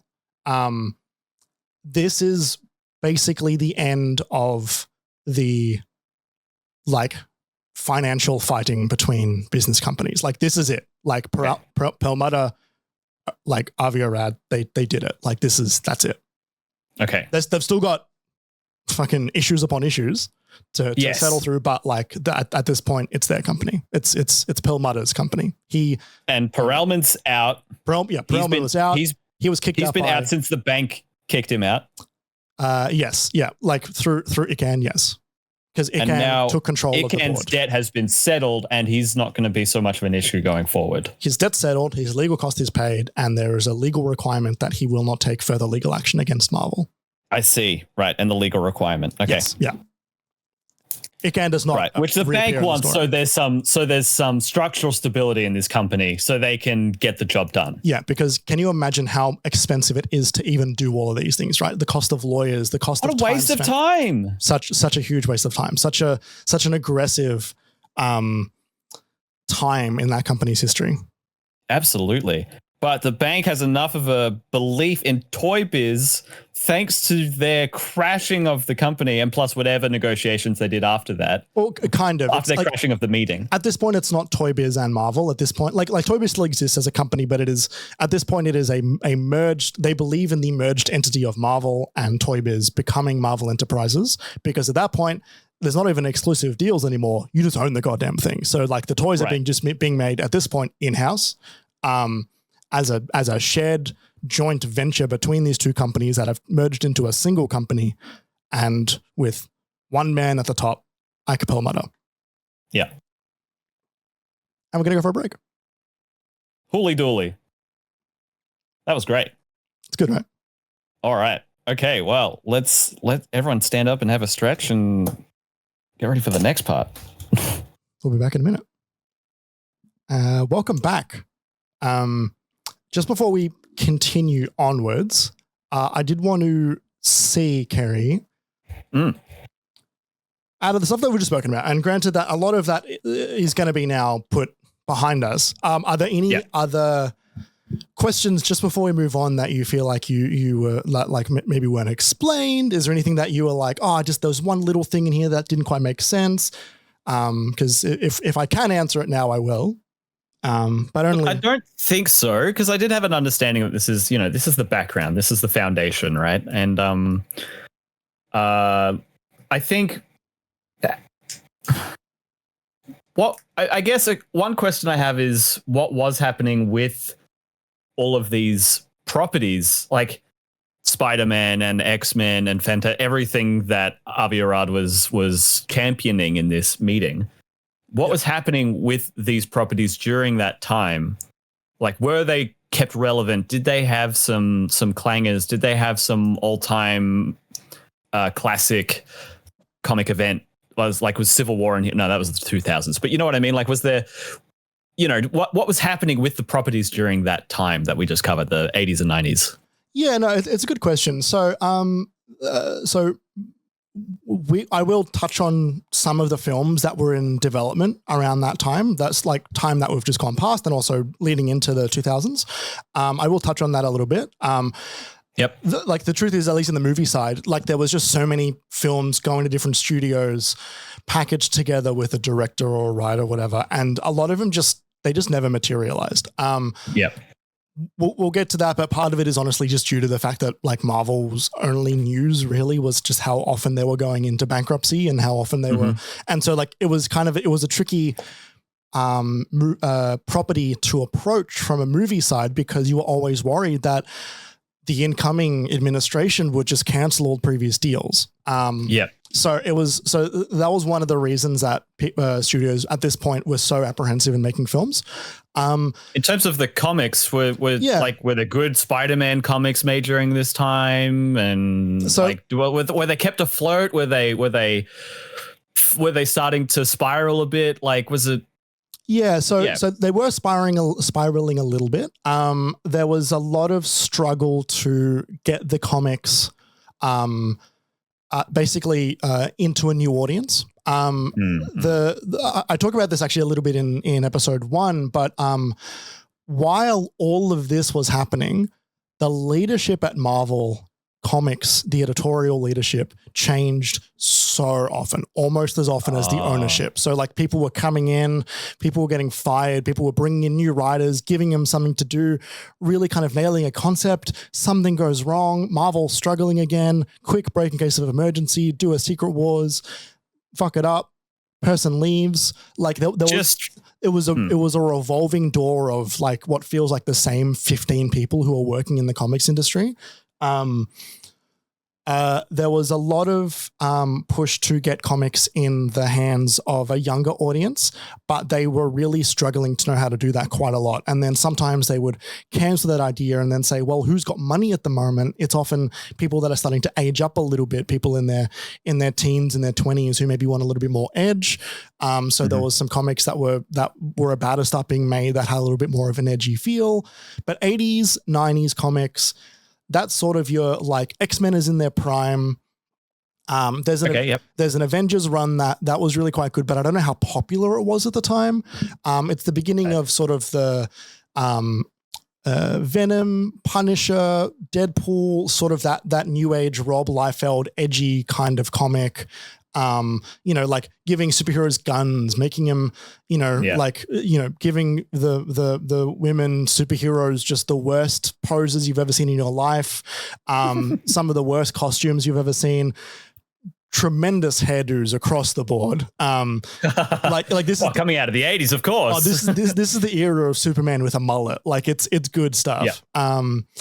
They were honestly kind of a little bit aloof. Aside from some of there are specific runs in there which work really, really well. Just want to see exactly. It's funny you talk about how there's editorial reshuffling, like people are in, people are out, like all of this, and all I can think of is just how it's just the whole company's being chronically mismanaged. Yeah. Like even if you get someone who's decent in the editorial position, their bosses are fighting for their lives on Wall Street every week. So who are they going to go to if they've got money trouble, or if they need to do a new hiring, or if they've got this if they've heard this exciting new pitch for a new direction, like nothing's ever going to get up. What a mess. The other thing is as well is that there was also there was two things at play. One was that there was a thing called the comic crash of 1996. So this was an industry-wide collapse of the speculative worth of comics. This is partly why Marvel struggled so much, is because suddenly everybody realized that the speculation bubble for the price of how much comics are really worth was so inflated and so not real that it plummeted. And it was partly due to that, and it was also there was a famous anti-comic book movement, which was called the I love this. Like, this was earlier, but it came around a little bit later as well. So back in the 50s, there's this amazing, awful book called, and this is so funny, Seduction of the Innocent is what it is called. And it was a book that was put together that was saying that comics were harmful to the minds of the young. You know, like, it's like anytime this happens, you know, social media bad for kids, video games bad for kids, violent films bad for kids, comics bad for kids. It's nothing new. It's the same thing over and over again. It is heralded by the most annoying conservatives you've ever seen in your life, saying that these things that kids enjoy are the devil. Rock music, you know, right? All that stuff, jazz even. That caused a real massive inquiry into how comics are rated, because at this point in the 50s, they were sort of just free reign. Like, you could do whatever you want. It was kind of the start of that whole industry, really, wasn't it? Coming out of the wars. Yeah. And so, like, you know, the comics are at this point still very much designed for kids, and there was pulp comics that were designed for maybe young adults, but there's nothing that bad. So in order to avoid congressional inquiry into the industry as a whole, which is what every industry in the world wants, they put together a thing called the Comic Code Authority, which is a little stamp that is an independent body which is run by all the major companies, and they agree that if your comic falls within certain guidelines and regulations, then you'll get this stamp. And that stamp was an approval to parents saying that this comic is suitable for the Comic Code Authority. We've got a little stamp lookalike thing on our logo, don't we, for this show? Yes, we do. I think that stamp is, while it's a weird entity with a whole lot of baggage, I love it as a concept. For a while, I had a sticker on the top right corner of my laptop that had the Comic Code of Authority on it. Spider-Verse, the first one, begins with a big slam Comic Code Authority approved thing. So after the Comic Code Authority came around, it was standard for many, many decades. And then, when did Marvel Max come out? Marvel Max came out around 2001. And so Marvel Max was the beginning. It was a new line of Marvel comics, a much deliberately heavier, edgier, more adult comic line. That was the first time that Marvel explicitly said, we're not going to put this Comic Code of Authority on this. This is not for that. This is Marvel Max, you know. We swear, kind of thing. So there was, as all culture at that point is moving towards a more edgy, more cutting edge world. Well and truly past the sensationalized sort of fear mongering. And a lot of that came out of the popularity of some of the work from Frank Miller. This is when he did Daredevil Born Again, was the mid 90s. But again, he's someone that also at some point was like, I got to get out of Marvel. This isn't working. They're not really treating me with respect. Left, went somewhere else, then did what I think is the best Batman comic ever, which is The Dark Knight Returns. Actually, that might have been before or after. I'm not exactly sure on the lineup there, but it's around that time. Around there. Frank Miller, people like Todd McFarlane, who created Spawn. This is almost the beginning of Hellboy, I think. Hellblazer's probably in there. Constantine. It's sort of that like more dark, little grungy, grimy noir. So that's sort of the state of comics. Like, there's still Spider-Man, there's still X-Men comics. One of the best runs of X-Men comics is happening at this point, which was by Clarence Claremont, I believe. Clarence Claremont? What's his name? Chris Claremont. I believe that was around then. 75 to 91. He was on it for ages and ages. And it was, it's tremendous. So, that's a good run. They don't do runs like that anymore. Yeah, like it's pretty bonkers. I think that was right. I just picked up that was a Wikipedia pull on me, but like that's about right. Okay. Well, yeah. Looking at my notes here that I was writing, I wasn't exhaustive because I don't write that fast, but I think we're all good. I don't have any other lingering questions, and if we do, it's kind of like what happens next, basically. It's like, when do they start hiring more employees again? but that's like you said, like we've just handled all of the executive stuff, and now it's time to talk about how they actually move forward. So I'm ready. So, months after July 1998, after Ike and Avi had firmly won Marvel Enterprises now. Month later, Blade, starring Wesley Snipes, released to okay reviews. But 1998 this was. 1998. But surprisingly good box office results. And more importantly, it was proof that you could have success with a Marvel movie. Sorry, it's actually 1999 when Blade came out. I was going to say, I thought that was, yeah. Yeah, sorry, I think I might have rejigged that little part of the sentence. Sorry, 1999 is when it came out. All good. Well, I suppose 1998 is months later from 1999. Any particularly interesting stories about the process of that one? Look, not really for us. Like, it kind of just, sure, it was the thing that Avi Arad was trying to do for such a long time, which was offshoot, like put together a package with a film and a star and then give it across to a studio to make. Right.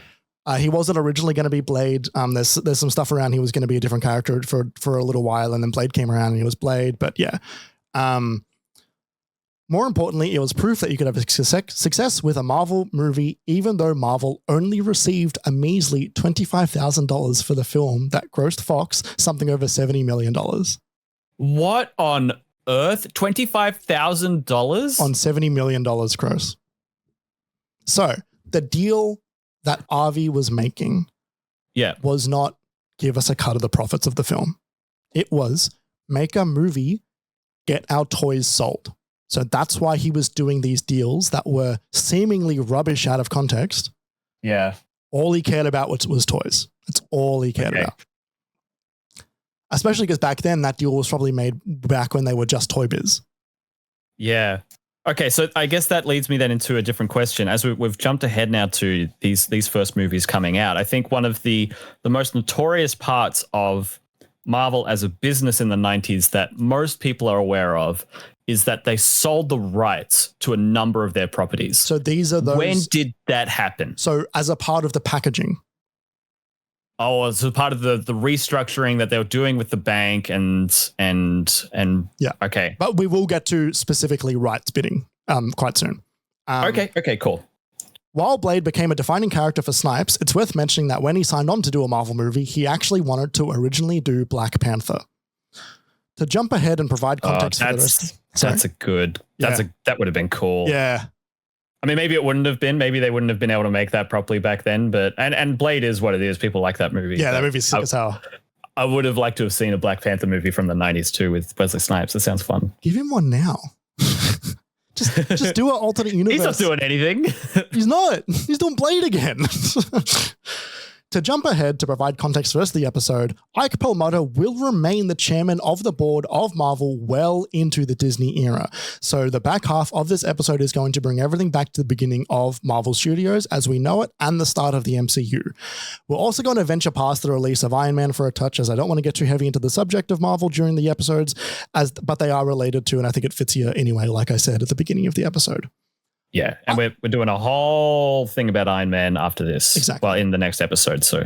Ike Perlmutter's reign over Marvel started off kind of fucking crazy.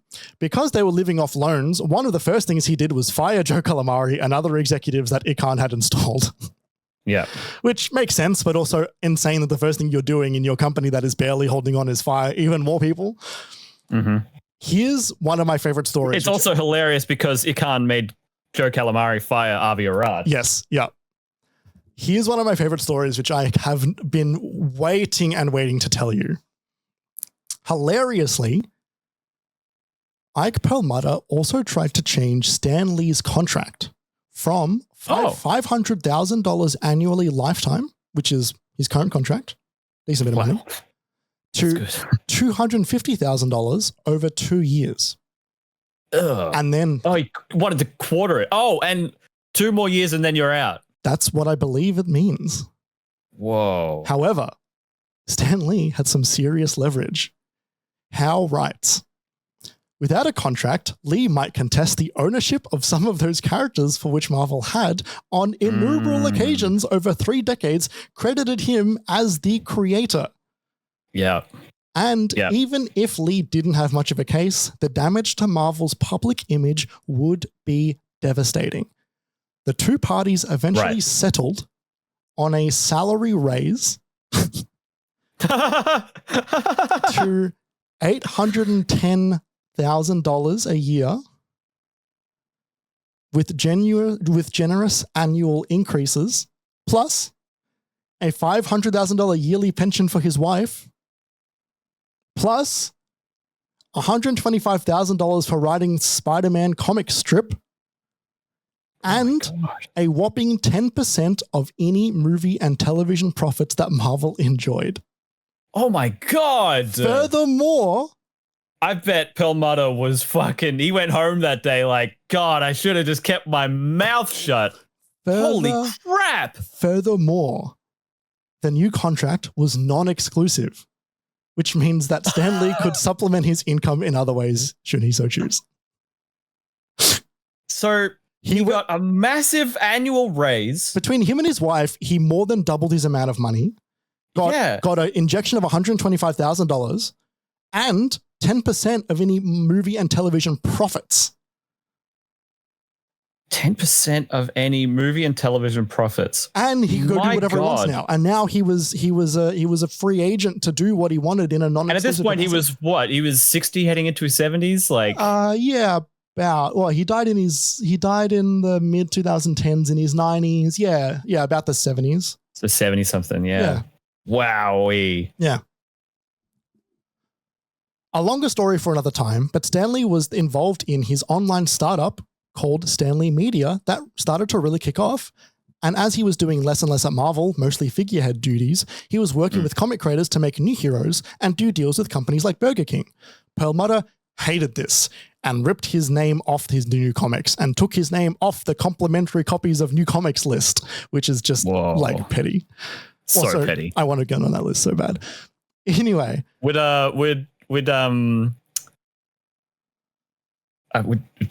Did Lee care at that point, or would he just be happy with his millions? It was more of a fuck you, right? It just meant that the comics wouldn't be delivered to him or put on his desk as because everyone would do the round so they can all stay in.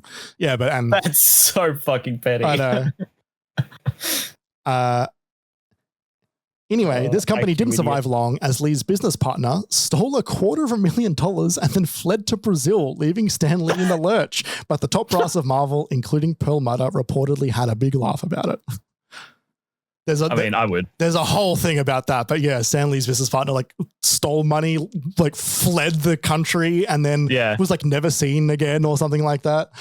And Stan Lee was like, what is going on? Where the hell's my business partner gone? Oh, he's in Brazil. That sucks. I mean, that's just a shitty thing to have happen. I don't think this company was really that popular. He was trying to do some online stuff, but it never really went in there anywhere. Yeah, totally. Stan Lee, quite similar to Jack Kirby. After they had their big heyday of inventing all of these characters, they really struggled to come up with some fresh ideas the moment they hit a point. A lot of Kirby's ideas after his big, explosion of the Marvel universe and then Darkseid at DC, they weren't very good. I've read some of his comics from after. It's very, very, it's all the Eternals type stuff. I think he actually did create the Eternals with Steranko, but it was very heavy into God type characters, and there's very ethereal vibes around space and the universe and creation. And they're just not that interesting because they're not that relatable, really. Right. Okay. Back at the Marvel offices, the cost-cutting continued. Both books tell story of Perlmutter auctioning off the conference room glass doors that were etched with Spider-Man logos, and that all paper clips are not to be thrown out and are to be reused. Howe even quotes an unnamed longtime employee who said, Ike was an absolute tyrant, plain and simple. There was no negotiation. There was no meeting of the minds. If Ike said, turn the computers off at 5 p.m., you turn the computers off at 5 p.m. If you crossed Ike, you were gone. Whoa. Jumping ahead to briefly to give you more context, Robinson also tells a few stories, one involving one Marvel producer asking another why everyone was using pens with purple ink to write notes. This was because it was the only pen. Purple ink? This was because it was the only pen in the packs of blues and blacks that they had left, and they weren't allowed to buy new pens until they were all used. Another story. That sounds exhausting. It gets worse. That sounds so toxic. It gets worse. Another story involves Perlmutter having a go at an executive in which he's quoted in the Reign of Marvel Studios book as saying, quote, why do you need a new pencil? There's 2 inches left on that one. This story then leads into a funny quote from Arad, who said, if there was some used paper or a memo lying around, I could rip it into 8 pieces and he would have a new memo pad. This guy is a billionaire. He is. It's so funny, right? Because they've just had this knockdown, drag out fight, arguing over millions and hundreds of millions of dollars. And he's in there. Like, I mean, I'm sitting here writing on torn up old resumes that I, handed out 8 years ago, just because, like, I don't want to write on a brand new piece of paper when this is just sitting around. But like, yeah, you're also not a billionaire. No, I'm not running a company, and I'm not mandating that hundreds of other employees do like I do with that. That's so annoying. In March of 1998, the Spider-Man film rights were finally settled. That whole story's for another day, but Sony wanted them. Offering $10 million to Marvel for the film rights, 5% of all the gross and half of the toy revenue, Marvel countered. They offered the film rights of all of their characters, every single one they owned, for $25 million. To Sony. At this point, that would have included Captain America, the Black Panther, Doctor Strange, Spider-Man, amongst others. Iron Man was at New Line at this point, with Fox still owning Fantastic Four and X-Men as they would until the merger with Disney and Fox. Yes. So this was, Captain America, Black Panther, Doctor Strange, and Spider-Man, as well as a handful of others.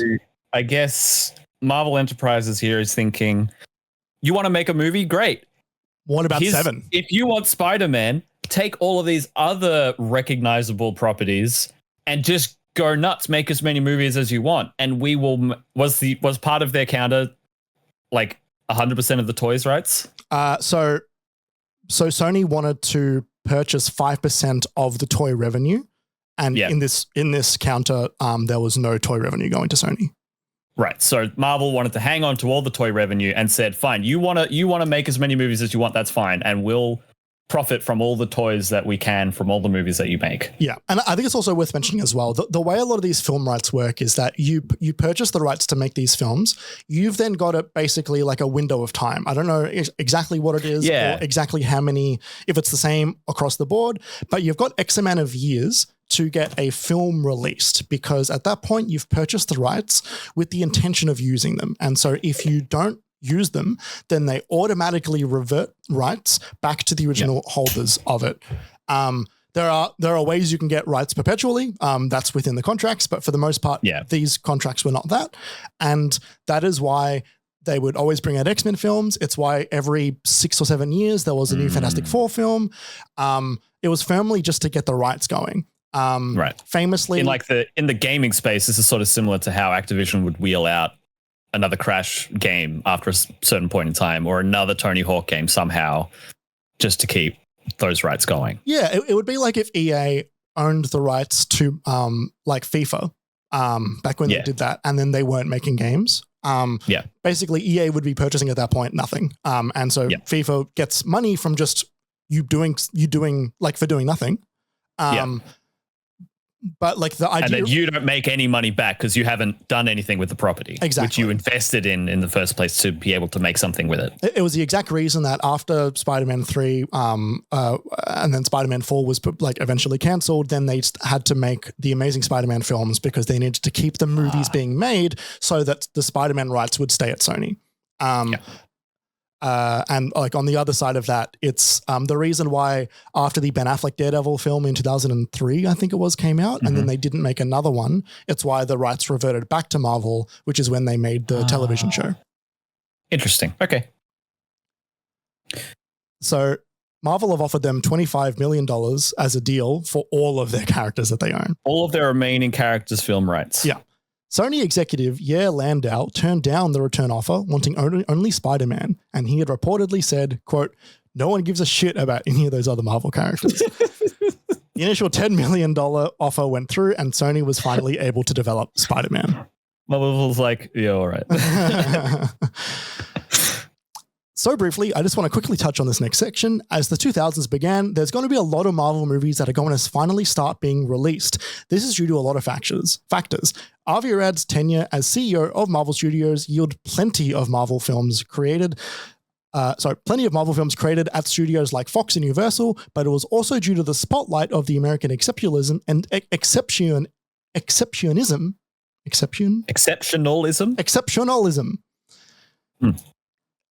In the wake of 9/11. We'll do more on that in a later episode, but for now, a lot of these films are not relevant to us, therefore we'll be skipping over a fair amount of them.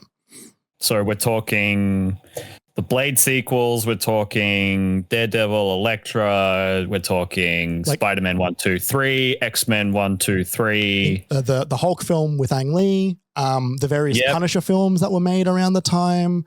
Yeah, the Fantastic Four movies. Fantastic Four films, yeah. Like there's a lot coming out quick.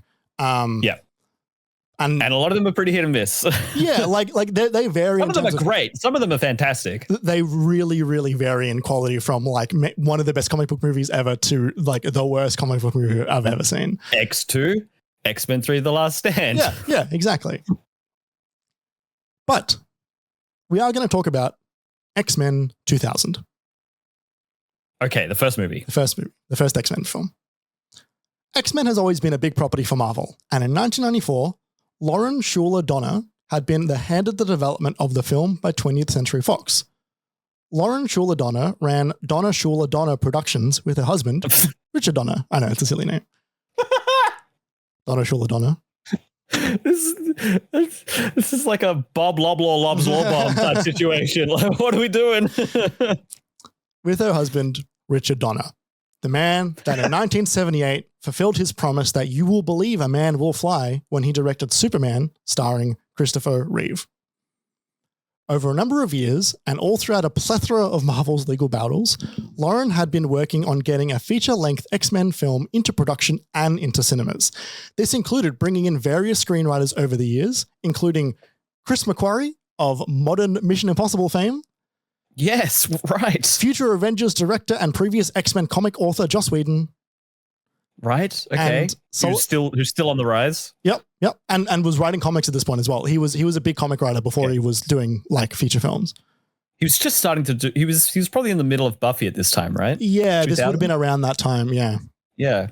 And Solid Snake himself, David Hayter, who ended up with a final screenplay credit. Oh, for the first movie too. I knew he was part of the second movie's screenwriting. I didn't realize he was part of the first. That's cool. So he wasn't a part of story for the first one, but he was screenplay. So okay. Yeah. So some of the details and like we'll get to that a little bit later as we get through the difference in story and screenplay more in the Iron Man episode. But yeah. Quote. Not quote.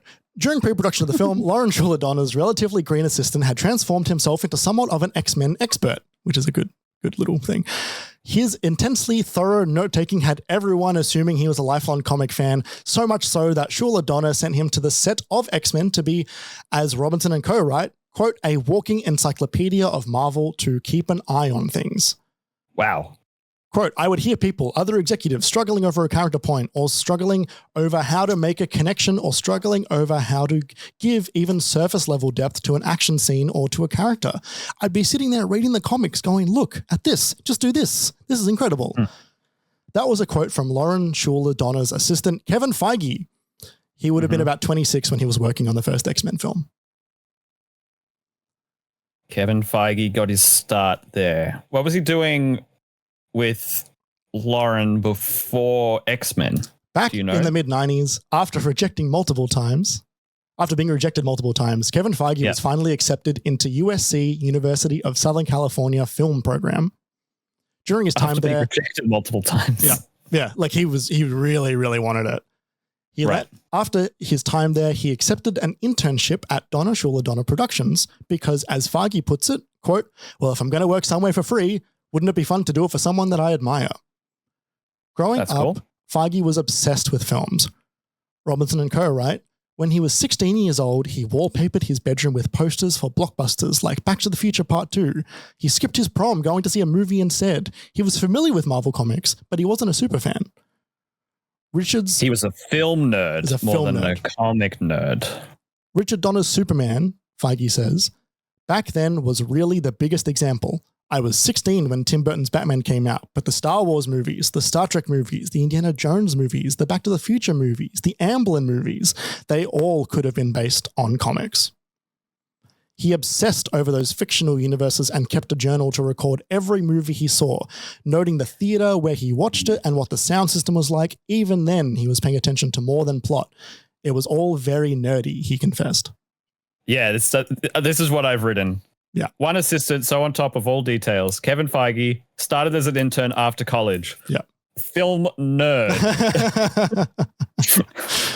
All caps. Hilariously, during his time working at Donna Schuler Donner Productions, he befriended fellow junior staffer and future co-founder and one-time co-chairman of DC Film, Jeff Johns. Johns even let Feige borrow his car when Feige wanted to go to his first San Diego Comic-Con. Jeff Johns. Yeah. So what do we know him from? So Jeff Johns is a big comic guy. He wrote a lot of famously Green Lantern comics and a lot of other Justice League and DC comics at the time. And then he's sort of like a Feige, Whedon, Joe Quesada type character for DC. So he was big into the comics. And then when DC were running their first DC Universe project with Snyderverse, he was partly in charge of that. I see. Yes. So DCEU. Yeah, kind of, yeah. Like that era. And then basically he was the one that was there until the end of that, and then Gunn sort of took over, but he might have left just before then.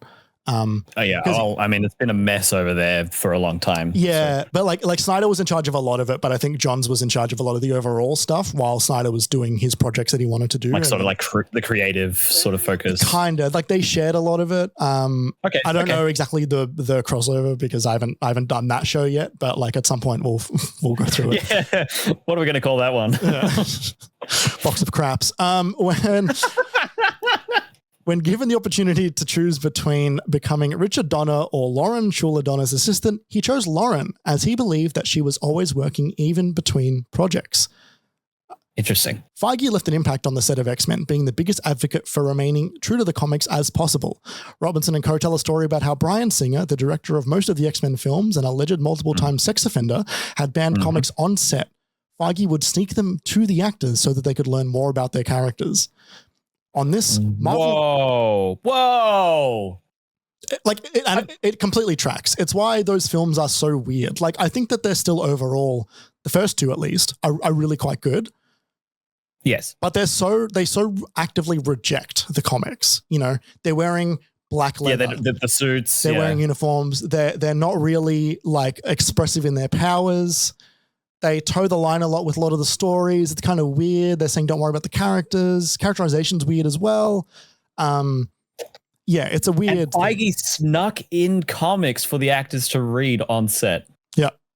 That's nuts. I mean, that whole thing is nuts. Like the fact that situation was even happening. And it but wasn't also they'd never done it before either. So and it wasn't just limited to the X-Men films. The Fantastic Four films were similar. The Blade films were sort of their own thing. The Spider-Man films at the beginning were pretty comic heavy stuff, especially 1 and 2, 3, not nearly as much. There was not a lot of respect for the source material at the time. And it's not that they needed to respect it, but they deliberately looked down on it as a thing, as a vessel for IP. And like, to be fair, like the comics themselves didn't really treat themselves with a lot of respect, considering the people that were in charge, how they treated each other, how they treated each other's stories. Like, it wasn't a thing that I honestly really commanded respect when they were just kind of fucking each other over half of the time. And so like, I don't not get it, but I think that it's a pain when they don't respect it because of the art form, I guess. Yeah. On this, Marvel producer Craig Kyle says, quote, he was someone who really helped save the first X-Men film from being a disaster, and he did that by working very close with Avi. Here's a quote from Kevin about his time working with the Donners from Bennett's book. Quote, when it was making a coffee or getting someone copy or going to pick up lunch orders, which was the big task of the day, as it still is, just don't screw it up, is what I would say. Right. That's 75% of it. I remember thinking, if you can't get a lunch order right, they're not going to go, hey, produce this movie for me. So I spent a lot of time just being good at whatever task it was. I mean, that's a good way to go through any career, especially on the ground floor. Totally. I'm like 26. Yeah. Less than 3 weeks after the hit of X-Men in 2000, impressed with his work on the film, Avi Arad asked Lauren Schuler-Donner to hire Feige at Marvel Studios. Over the next few years under Avi Arad, Feige would consult and help produce every live-action Marvel movie, including the Sam Raimi Spider-Man trilogy, the first 3 X-Men films, Daredevil, Hulk, etc. He even had some variation of a producer credit on all of them, ranging from co to executive. Even the first Amazing Spider-Man film in 2012, he would email Sony with notes. Huh. Wow. Those are actually available to read because of the Sony email hack. You could like the leaks, yeah, right? Yeah, those are part of them. That's it. That's the only reason we know about it, because they weren't making any song and dance about Feige helping them, and he didn't care. On working at Marvel Films at the beginning, Feige is quoted, "I would call the office to say I'm gonna come by late at the end of the day. They'd go, okay, well, we close at 5:30 or 6. Can you come before then?" I slowly began to realize that they were not a production company, he shares.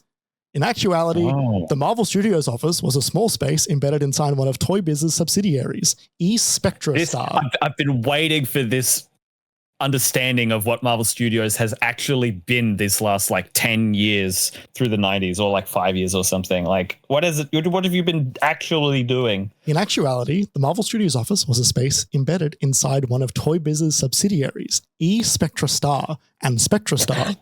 Sorry, actually, not Spectra, sorry, just Spectra Star. And Spectra Star made kites. Everybody at the kite company was nice, but it was a kite company. Very nice, he says. Everyone at the kite company was very nice, but it was a kite company. That's why I called this episode that. Because I think I figured that would come through at some point. I think that's really funny. I think that's like kind of almost sweet. Yeah. It does speak to the managerial fuck around that was that entire era. That, you know, they started Marvel Studios, but then had to fight for tooth and nail, and then go through bankruptcy, and then talk to the bank, and then crash a meeting, and then get fired, and then rehired. And after all of that, Ike Perlmutter still puts him in the office of one of his subsidiaries in the middle of California that makes kites and close at 5:30 or 6. Yeah, like he's still like there's no money there anyway. No, but they're focusing on movies. Kind of. They're still doing the licensing, but yeah. Yeah. God. Okay. All right. Fast forward to 2003. We are introduced to the second last of our main characters for the episode, a man by the name of David Maisel. For us, his story begins in a little known club hotel, Mar-a-Lago in Palm Beach, Florida. Oh, Christ. God. We're talking about this already? Yeah. I don't want to Talk about this guy. Shit. Robinson and Co., right? Donald Trump, circulating through the Mar-a-Lago dining room, glad-handing and schmoozing, came upon an odd couple, Ike Perlmutter and David Maisel. Trump knew Perlmutter well as a friend and fellow member of the unofficial New York City Plutocrats Club. What does that even mean? Perlmutter would become a major donor to Trump's presidency and join join the three-person Mar-a-Lago cabal that unofficially ran the Department of Veterans Affairs during his administration. Ike, what the fuck? Membership at Mar-a-Lago was the only known luxury for the frugal Ike Perlmutter. Oh no! I don't know if we get there or not. I don't remember if I included this or not. But like, there's a story in Robinson and Co.'s book which talk about the fact that while Perlmutter is so frugal with everything, his personal life was held to the exact same standards. Him and his wife, they would go. That's shopping. how he lived his life. They would go shopping at Costco every 2 weeks for their weekly shop. They would do it themselves. Yep. They would be frugal. They would buy home brand. They would bring it home. Like he didn't live in a, sure he lived in a nice place, but he didn't live in a huge mansion with staff and groundskeeper. Yeah. Maybe he had some little bits of that, but he was not a man that lived in, wide, rich vibes, right? He was not a man of opulence. In a way that is just, I think that comes from the fact that prior to him coming to America, and then when he arrived in America, he kind of really did, with some minor investment, but like still genuinely made a lot of money through his own deals. And, of that generation from, those wars in like the 30s and 40s and 50s coming over to the US, being an immigrant in the US, it's a vibe around like making sure that you don't fuck up. Like even if you didn't personally grow up through the Depression, your parents did. Yes. Yeah. Yeah. Now, this does sound sinister due to the past decade, but this meeting is not really a shady one. Maisel had been in and around the movies for a while, and he started his career working for former Hollywood agent Michael Ovitz, and then followed him to Disney when Ovitz was made president, spending a few years doing various Hollywood jobs. But as a lifelong Marvel fan, after the Ben Affleck-led Daredevil flopped, Maisel saw the potential for Marvel to change things. After a meeting with Avi Arad, he was able to meet with Ike Perlmutter at Mar-a-Lago. Here's Robinson and Co. on their meeting. Maisel made his case to Perlmutter that although Arad's layering approach, which is how he described the producing, license selling. Yep, right. Through Arad's layering approach, so although Arad's layering approach had provided Marvel with a steady cash flow and had enabled to pay off its bankruptcy-related debt of approximately $250 million, Marvel could be doing even better. And it pained him to see how much money the company was squandering. Maisel pointed out that on Spider-Man, the box office hit of 2002, Sony made 9 figures. Yeah. $100 million or $200 million, and then they made their share of the merchandise. Yeah. Marvel only made maybe $20 or $30 million. Right. Maisel went on to say, your characters are in limbo and someone else controls it. When you make movie deals for a license, you're freezing animation, you're freezing a lot of other things. You're handing over your babies to someone and nothing happens. Kerry? Someone who's finally got an understanding of the hole they're digging themselves by signing their life away. Or just leaving stuff on the table. And he's completely right. Like they're leaving everyone else off to their own devices. But it's safe because they're not on the hook for the cost of the film. Yeah. And we know how frugal Ike is. And look, they might not have made it this far if they hadn't done it this way. Potentially. No one could get a film made before 1999. Yeah. Maisel offered to work for stock options and promised Perlmutter that he could transform Marvel into a multi-billion-dollar company. He was then hired as president and COO of Marvel Studios. The moment he started in late 2003, Maisel and Arad clashed, Arad's focus on Marvel Studios was all about licensing out heroes to other studios and working with them on production so Marvel could reap the toy and merchandising sales while also collecting a small portion of the profits. It was very low risk, but also low reward. Maisel, right, but the whole point of Maisel being there was to change this up. That's how they got there, and Maisel wanted to change it up. Yes. Was Arad not on board with this when he was hired? We'll get there. Oh, okay. It was very low risk, but also low reward. Maisel and his dream of what Marvel Studios could be would mean the end of Avi Arad. Going full steam with his plans, Maisel found some holes in some of Arad's old deals that meant Marvel actually still owned some of the direct-to-video animation rights to its characters. Maisel then negotiated a deal with Lionsgate for 4 direct-to-DVD animated features. This is significant because instead of one of the usual Avi deals, Lionsgate funded the project while Marvel themselves created the films. It's almost like a reversal. Lionsgate would then market and distribute the films before splitting the profits evenly with Marvel. These animated movies were just such a success that eventually Marvel and Lionsgate would go on to create 8 films together. What were these films? I don't know that I've heard of these. Yeah, so like they were these direct-to-DVD animated films. There was one around Iron Man. There was a couple of Avengers ones. There was a Hulk one. There was a Thor one. There was a Doctor Strange one, and maybe a Captain America one.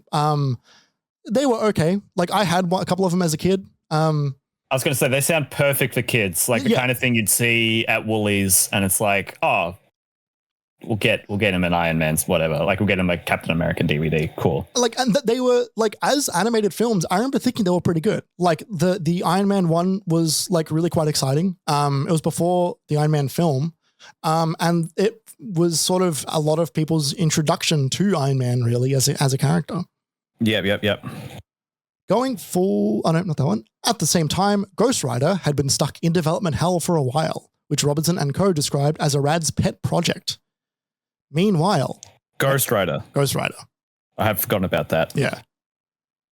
Meanwhile, Maisel had brokered yet another deal that included a $1 million advance from ABC for a TV pilot based on Jessica Jones. No way. A $1 million advance, was it? Yeah.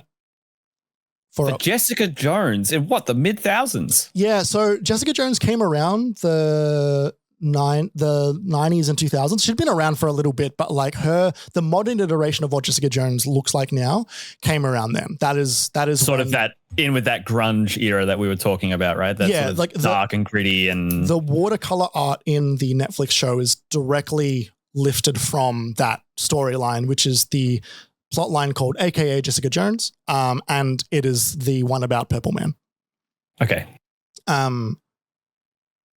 Taking his for a TV pilot based on Jessica Jones. Now that show never ended up materializing, but it proved to Perlmutter and the board that Maisel could bring in a cool million. That's right. He could do something. He can get money coming in. Yeah. Taking his later success to Marvel's board, he convinced them to allow him to attempt to replicate his success, but on the big screen. Perlmutter and the board approved Maisel's plan to build a live action studio to make Marvel movies. This was a blow for Avi Arad. I was going to say, how did Arad feel about this? As Maisel's new studio would need to retain the rights to the characters they were making films about, effectively preventing Avi Arad from making new deals. The only catch for Maisel was that the board told him, don't come back and talk about movies unless we have no money at risk. Whoa. Literally. Don't come back and talk about movies unless we have no money at risk. Yeah. He's saying you're allowed to make films as long as you use someone else's money. Fuck. How does that work? So you don't have to license it out like Avi's been doing this whole time. No. But we want zero financial risk. Yeah. For these blockbuster things that you want to create. That sounds impossible to me. I mean, it clearly wasn't because we got here, but like. Maisel went to work, returning to the board with a proposition. The new studio would use borrowed money to make films, earning enough to pay back the loan with interest, more loans, The collateral for such a large loan would be significant. The film rights to 10 of Marvel's characters. A bank that ended That was up the with collateral, right? yeah. A bank that ended up with those characters could keep them in perpetuity, even if it didn't use them, or it could sell them to any interested studio with no benefit to Marvel. Could you imagine if all of these characters were fucking just doled out by banks? The 10 properties that would be put up for collateral are the Power Pack. The Power Pack is a... Excuse me? I know, yeah. Like, so the Power Pack was sort of a new hotshot group of four or five young kids. It was a group of kids. There was at some point a TV pilot made, and it's really bad. The Power Pack, Cloak and Dagger, Shang-Chi, Ant-Man, Doctor Strange, Black Panther, Nick Fury, Hawkeye, Captain America, and the Avengers. Right. It's worth mentioning at this point that these were all B-listers, with some even being C and D listers. Yeah. Captain America, Doctor Strange, Nick Fury were the only ones that had any movies made about them in the past. And like any name recognition. And partly it was because of the films that were made. But they also range from unseen B-grade TV movies to just complete failures. Right. The two Captain America films are really, really bad. The Nick Fury film I've seen. It's the one with David Hasselhoff as Nick Fury. It was a direct-to-TV film. It's not very good. And the Doctor Strange movie is truly, honestly, one of the worst films that I've ever seen. It's like 70s Doctor Strange, but it's like crap. It's like really crap. Awesome. It's like, it's not even worth watching, even if you're like the biggest Doctor Strange fan. After pitching banks for a year and 6 more months of negotiations, in November 2005, Merrill Lynch approved a loan of $525 million. This would equate to the budgets of about 4 feature films to make up for the loan to Merrill Lynch. It wasn't long after that they had struck a deal with Paramount to distribute 6 Marvel Studios films. 6 films. 6 films. 6 films with Paramount for distribution. What was how much was the loan again? $525 million. Fuck, that's a good start. It's a lot of money, which is why they say that that could equate to budgets of about 4 films. 4 films, but ideally that then gives you enough return to finish the next 2. Kind of, yeah. Like the 6 films could be after you pay back the loan. It could be extending the loan out with the money you've got to sort of give yourself a little bit like more wiggle room. Like there are things you can do there. But yeah, like the deal with Paramount was for 6. Yes. Yeah. And what was the deal with Paramount specifically? Distribution. So it would have been stuff around some of the marketing. It would have been getting it into theaters specifically. DVD, Blu-ray rights. Packaging, like the actual act of getting it to people. Okay, so Marvel Studios is making them. Paramount they're not funding it. No, they're only distributing it, and they get a cut. And then probably advertising it too, right? Yeah. Okay. As Maisel, and maybe branding it, making the poster or something. Yeah, like they're in charge of some of that stuff. Like some of that stuff was still done in house, but like it's like through Paramount. So like they would work together to be like, hey, this poster doesn't work on a billboard or whatever. As Maisel and Feige began building the studio and their first 2 films, Iron Man and Hulk, Avi Arad was on his way out. Even though Perlmutter and Arad hadn't seen eye to eye with the studios shifting from under his feet, and Perlmutter's dissatisfaction with some of Arad's licensing deals, Ike must have felt some amount of loyalty to him. I was going to say, they survived all of that Wall Street bullshit together. They did it together. Like it was them. Yeah.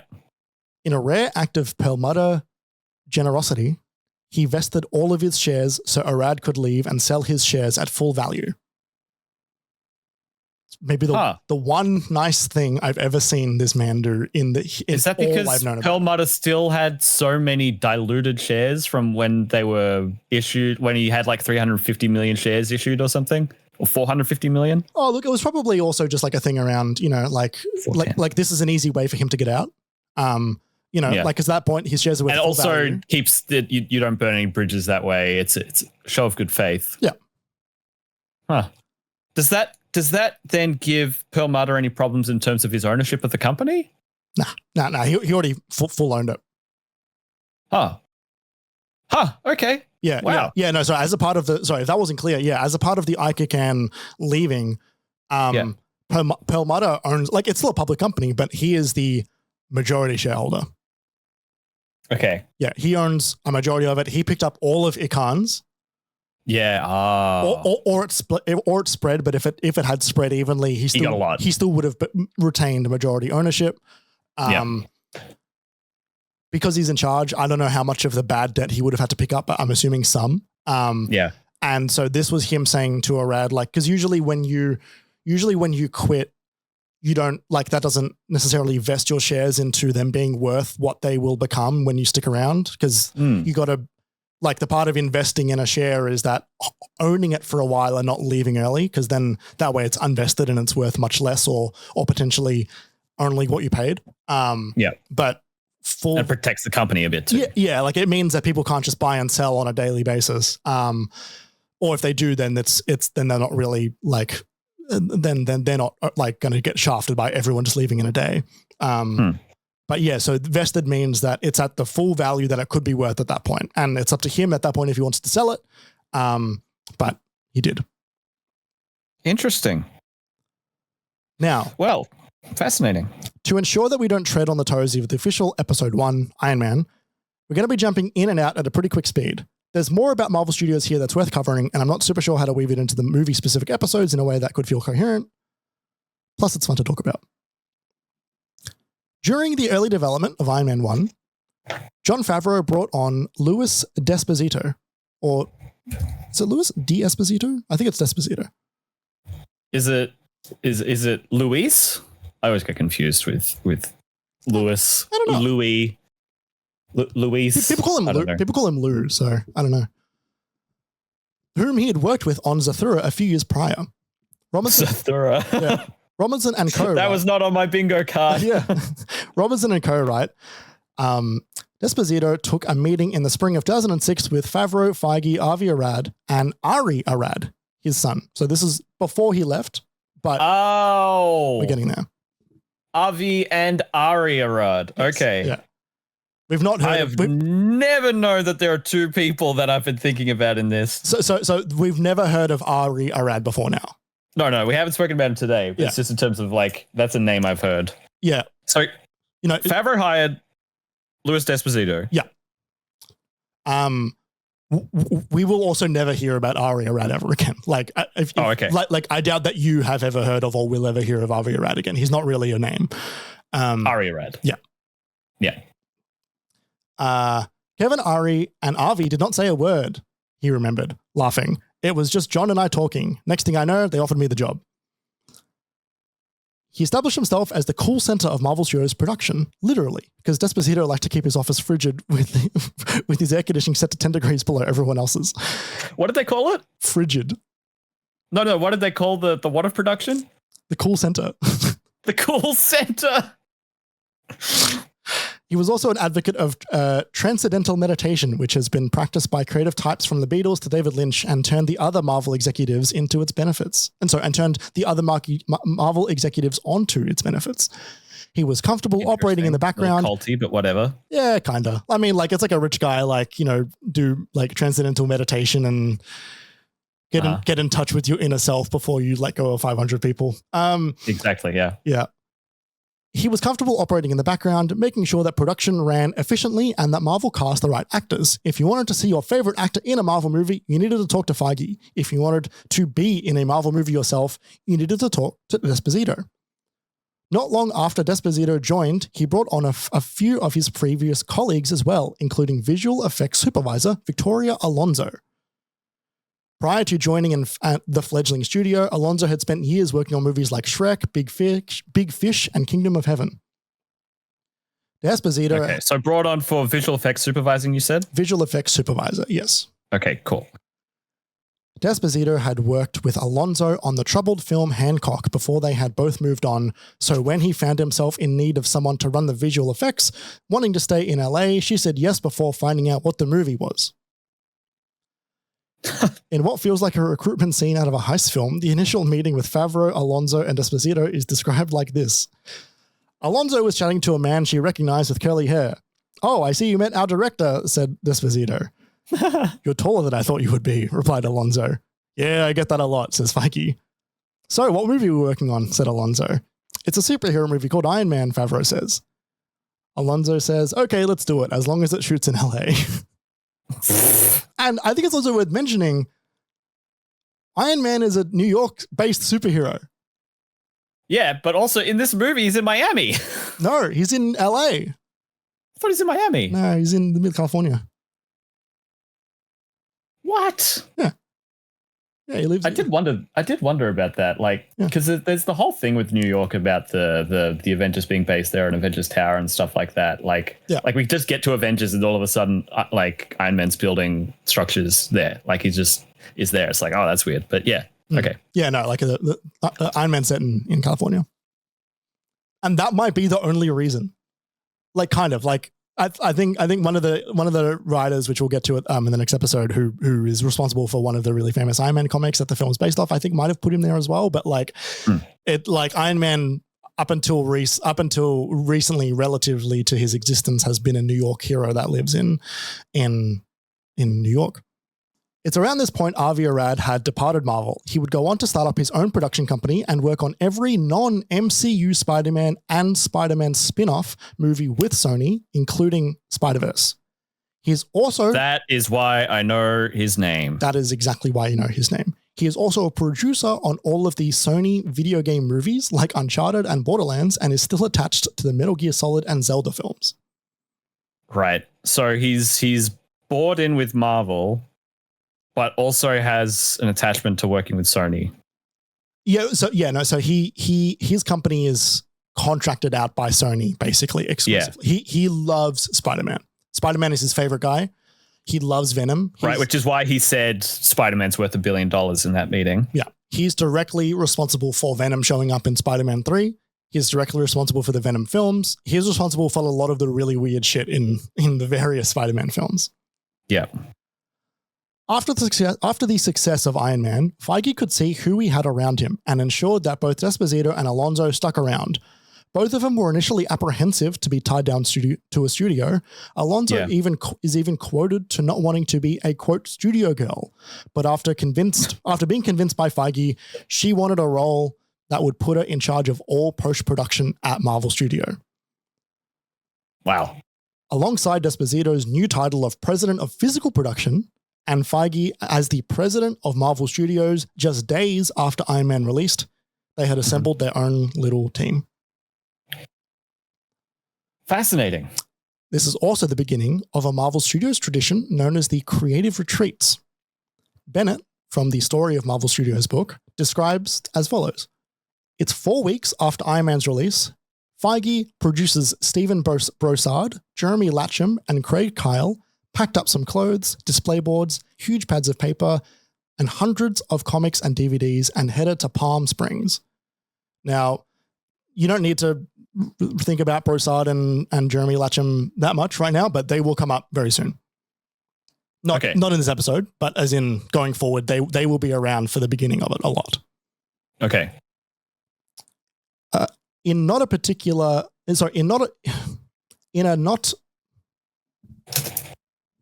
a nod to a popular habit of old Hollywood, the plan was to get out of town, get away from all the ringing phones, lock themselves in a house, and brainstorm.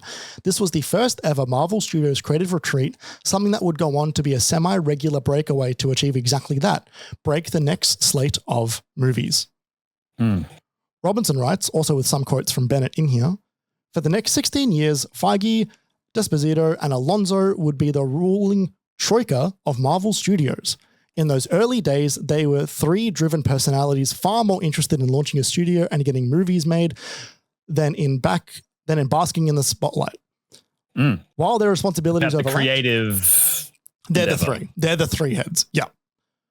While the responsibilities overlapped, they had their own spheres, definitely not balls of influence.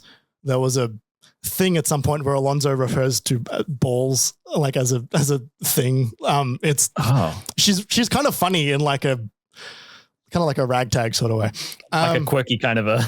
Yeah, I got confused with with Florida, I thought Malibu was in Florida. It's Right. in California. Yeah. No, Malibu's California. I literally pulled up Iron Man, the movie, because I knew there was a titles card. And I'm like skipping through it while trying to pay attention to all.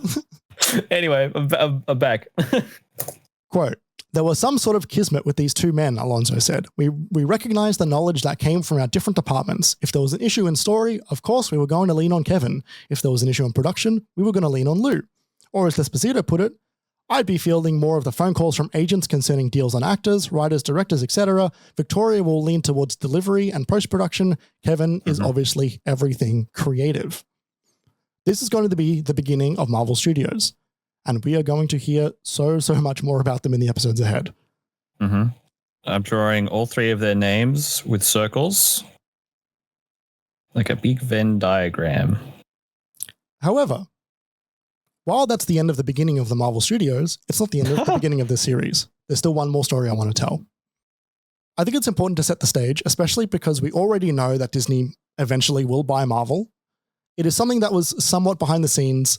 I could have left it to be chronological, but let's set ourselves up for success later so when we could talk about it, we can just automatically know what the impacts of it going forward will be. I have one question just on the stuff we've sort of whipped through here in terms of the start of Marvel Studios as we know it. Yeah. The loan from Merrill Lynch. Will we cover that in future episodes as that gets paid back? We will cover that right now. Okay, excellent. Yep. Hot damn. I'm way ahead of you. Because at this point, this is only after Iron Man 1, right? And so yes, it's not like that. Like they've got their 4 films to get through the loan. But we will get. But they've got their success to springboard from, and they want to make the most of it. Exactly. And they've also got, I imagine, Maisel above them, who is like, however we can get this back into our own hands, let's do that. Yeah. And it's also worth mentioning that Maisel and Feige are working together like a powerhouse. They are at no point vying for power. They are not like grinding each other in the wrong direction. It is like they are like Maisel is the money guy, Feige is the movie guy. Arad's out. He's not roadblocking anything. Yeah. So without further ado, the final part of our marathon, episode 0, when Disney bought Marvel. When Disney Marvel Studios. When Disney bought Marvel and Kevin Feige versus Ike Perlmutter. Remember when I said David Maisel was our second last character of the episode? Well, that's because our last main character is Robert Allen Bob Iger. As Maisel was a fellow Disney alum, he and Iger had met in the past. In Robinson & Co.'s book, they write, Maisel warned Iger that he should move the release date of The Chronicles of Narnia Prince Caspian so the two movies wouldn't conflict. According to Maisel... Iron Man, is that? According to Maisel, Iger's response was, Iron Man? I'm not scared of Iron Man. When Maisel requested a brief meeting with Iger, Maisel is quoted as saying Disney had, quote, done very poorly in live action movies at the time, obviously strong in animation, but weak in live action. It's reported in Robinson & Co.'s book that Iger wasn't a comic fan. They write, he got the coffee table book for the Marvel Encyclopedia and began studying. He had another meeting with Maisel, scheduled in May 2009, but in the intervening months, both men realized the two companies could make an excellent match. When Iger floated the idea of an alliance, an unsurprised Maisel asked the appropriate follow-up question. Did Disney want to buy Marvel? Iger allowed that he was intrigued. Maisel brought Perlmutter up to speed and invited Iger to Marvel's office in Midtown. Iger, continuing his desire for frugality, offered Iger a banana and a bottle of Kirkland water from Costco. Terrific. A banana for the CEO of Disney. Hey, look, it's full of beta blockers, plenty of potassium. Once the two got talking, one of the things Perlmutter asked Iger about was Disney's acquisition of Pixar. You see, after Iger became CEO in 2005, one of the first things he did was attempt to buy Pixar. They had made a name for themselves as the hitmaker, and as the distributor of their films, Iger wanted to own them outright. Pixar owner and founder of Apple Computers, Steve Jobs, wasn't interested in selling, but after seeing Pixar's office in person, he knew that he wanted it. During their meeting, Robinson and also Bob Iger's book on CEO lessons, which I write ha ha ha ha ha, both note that he, Jobs, and some Pixar heads had a whiteboard session where they listed the pros and cons of Disney buying Pixar. Some of them stating Disney's culture will destroy Pixar and distraction will kill Pixar's creativity, and your board will never let you do it. To Iger's credit, he was still very much enthused by acquiring Pixar and is even quoted as saying, "What I saw that day left me breathless. The level of talent and creative ambition, the commitment to quality, the storytelling ingenuity and technology, the leadership structure, and the air of enthusiastic collaboration, it was a culture that anyone in the creative business, in any business, would aspire to." Which I think he's right about, especially back then. Totally. Like they had problems. I don't remember if I talk about John Lasseter in here, but like they had problems. John Lasseter is a problem man, but like they were smashing out movies. Like this is like classic after classic after classic. Yeah, this is the era of Monsters Inc., Finding Nemo, Toy Story 2, WALL-E. I'm trying to think what Incredibles. Exactly. Yep. Like there's a lot of really good stuff coming out. After Disney bought Pixar for $7.4 billion of its own stock, Jobs became the largest single shareholder of the company. But it wasn't Disney or Pixar? Disney. Whoa. As a part of that was one of the reasons why Jobs would have said yes. But it wasn't just about the money or shares that made Jobs say yes. It was Iger's convincing him that he wanted Pixar to remain autonomous. He didn't want the office or its employees to move. And this is me editorializing now. I think for the most part, Iger does know to not fuck with a good thing. Pixar didn't change fundamentally after Disney for quite a long time. And really, like we know that after Disney bought Marvel, things didn't really get worse under them either. Like they were different, but they weren't worse at all. Pixar did eventually sort of fade out of significance, but that was like not entirely, but well, they're still doing like banger films, but they're struggling, I think, a little bit with their identity at the moment, and that's I think partly because a lot of the old heads of Pixar at that time did go, and they weren't putting in a lot of the new ideas. Disney have since then sort of put a bit more pressure on them to do specific things. It's why Pixar now is doing a lot more sequels. It's why there's now, you know, Incredibles 3 is on its way. There's Monsters University, Moana 2, Inside Out 2. Like Frozen 2. Well, Frozen isn't Pixar, but yeah, it's a lot of the same isn't stuff. It? I didn't know that. Yeah, no, it's a different one. My bad. But yeah, there's a lot of that like feeling of they seem to be returning to old, safe stories often, even if they are telling good stories.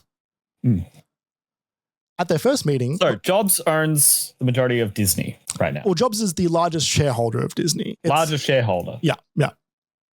At the first meeting, Robinson and co. write, Iger took the opportunity to explain how he made certain that when Pixar had maintained its own culture after being acquired by Disney, he then told Perlmutter that he was interested in doing something similar with Marvel. While the two entertainment moguls had a few more meetings, usually at a particular steakhouse, Maisel began conversations with some of Disney's bigwigs that were in charge of telling Iger if the buy is a good idea or not. Even though Perlmutter wasn't convinced yet, the second in command started to talk. Right. Robinson quotes Maisel, "Here's what Tom and Kevin, which are Disney execs, are going to piss on. We don't have the rights to Spider-Man. We don't have the rights for X-Men and Fantastic Four. We don't have the theme parks east of the Mississippi, and you can't use the Marvel characters in your biggest theme parks in Orlando. We have 4 movies left on our Paramount distribution deal, so you can't get your hands on those movies unless you pay them out. Let me answer all of those things for you. If we had the rights to Spider-Man, the price would be $1 billion more. And it'd be higher if we had the X-Men. And all the characters we have unless we have a universe that doesn't require those. Theme parks east of the Mississippi, yeah, but you have them everywhere else." In a quick aside, the way theme park licensing for characters work is divided by the Mississippi River in the center of the country. It's not even, that's not even like a turn of phrase. No. That's like a if your park is on this side or this side is 2 different companies. That is It's wild. just so funny. It's so funny. Iger, clearly wanting it to happen, sought counsel from Steve Jobs. Ever the dramatician, Jobs said to Iger, quote, "Is this one important to you? Do you really want it? Is this another Pixar?" To which Iger said that it was. Because of this trust that Iger earned with Jobs, when Perlmutter spoke to Jobs over the phone, Robertson and co. write, quote, "You're true to your word," Perlmutter reported back to Iger. They had a deal. Wow. So Jobs convinced Perlmutter that Disney/Bob Iger will not fuck with Marvel.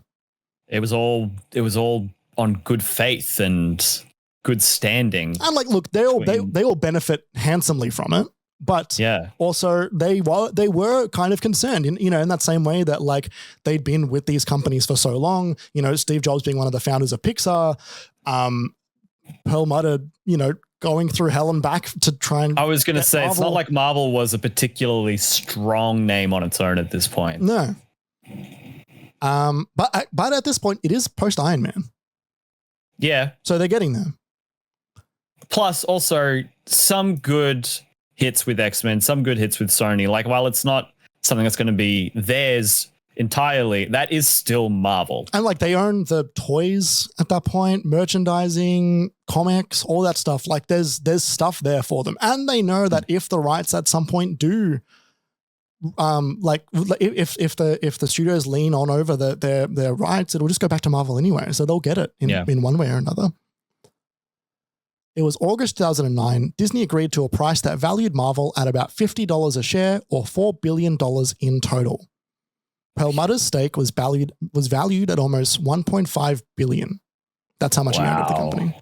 That's wild. The offer, a mix of cash and shares, made Perlmutter the second largest individual shareholder in Disney, just behind Steve Jobs.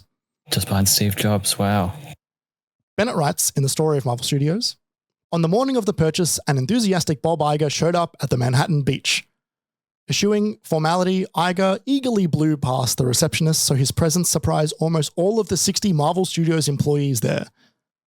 He then assembled... 60. Yep, yeah. So like at this point, it would have been a lot of the executives. It would have been concept artists, writers, producers, probably some actors, props. He then assembled everybody on a soundstage and formally welcomed them to the Walt Disney Company. In shock, no one was sure how to respond, so they remained silent. Iger tried to assuage their immediate fears by joking, "When I said that at Pixar, they applauded." His poor ego. I also don't know if that's true. For Feige and Dave Maisel, this meant two very different things. They both had separate meetings with Iger. Feige, I was going to say, did they know this was happening when it was happening? Well, Maisel would have because he orchestrated it. That's what I'm thinking, right? Yeah. And Feige would have been aware. Like he would have been told that this is starting to happen. Yeah. And Perlmutter was above board with this too. Oh yeah, like this was an agreement. Yeah. For Feige and Maisel, this meant two very different things. They both had separate meetings with Iger. Feige pitched him his grand plan, building up a shared universe of characters that would allow for greater crossovers, sequels, prequels, and interconnectivity, something that he explained to Iger as, quote, "something inherent to the DNA of what Marvel is. We thought it would be fun for filmgoers to see that same rush on a much bigger screen, more global canvas." Seemed brilliant to me, Iger said. Maisel, however, wanted Iger to be one of the first to know that he has planned to leave Marvel. Robinson writes, "He had executed his business plan, left his mark on the industry, and earned a small fortune from the sale." Maisel said, "I don't want him to find out that this is a surprise. I told him I had confidence in Kevin running the studio." Right. Okay. He came in, saw that they were wasting money, said to them, "You can make money on your studios, in your own studio, on your own properties by making your films in-house." Iger said, "Okay, do it without spending any of my money." Managed to get a half. Oh, not Iger, Perlmutter. Sorry, Perlmutter. Iger. Perlmutter said, "Okay, do it, but don't do it with any of my money." Yeah. He then got a $500 million loan from Merrill Lynch. which started paying off before the global financial crisis, just barely. Well, at that point, it doesn't matter because what would happen is they've just been bought out by Disney. And so Disney want to make sure that there is no care about that loan. So it's gone. They paid it. Yeah. At roughly the same time as this, Ike Perlmutter, as still the head of Marvel Entertainment in New York, convinced... Sorry. One final question. Yeah. Roughly what time, when, what month, what year did this acquisition finalize? When did the people not applaud? So this was August 2009. Okay. All right. So there's been 2 movies in the MCU so far with Hulk and Iron Man. Iron Man 2 is in production. Yep. Yeah. Okay. It would be entering production or entering... When was Iron Man 2010? Yeah, it'd be firmly entering production now, as would Thor and Captain America at that point. Mm-hmm. At roughly the same time as this, Ike Perlmutter, as still the head of Marvel Entertainment in New York, conceived of the creative committee. So among the 6 members were Kevin Feige, Louis D'Esposito, Brian Michael Bendis, who was one of Marvel's most popular comic writers at the time, Joe Quesada, the CCO of Marvel Entertainment, who's another big comic guy, and Alan Fine, who Robinson and Co. describe as, quote, newly promoted executive vice president, office of the chief executive, generally understood to be Ike Perlmutter's mouthpiece on the committee. Interesting. The idea of the group was simple: ensure the film division in California was synergizing with the toy and comic division in New York. How do they go about this? Well, I'll defer to Robinson and Co.'s characterization. Perlmutter required Marvel Studios to obtain the committee's approval on every major decision, starting with which movies the studio made and extending throughout casting and drafts of screenplays. Now, how is this different to the creative team of Feige, Alonso, and D'Esposito? Like, what is this committee meant to be doing that group of creatives isn't? So this team is meant to align the 2 Marvel offices. There's California, which is films, and then there's New York, which is comics and merch. And East Coast Avengers and West Coast Avengers. Yeah, the one everyone likes and the one no one likes. Except in this instance, it's the other way around. But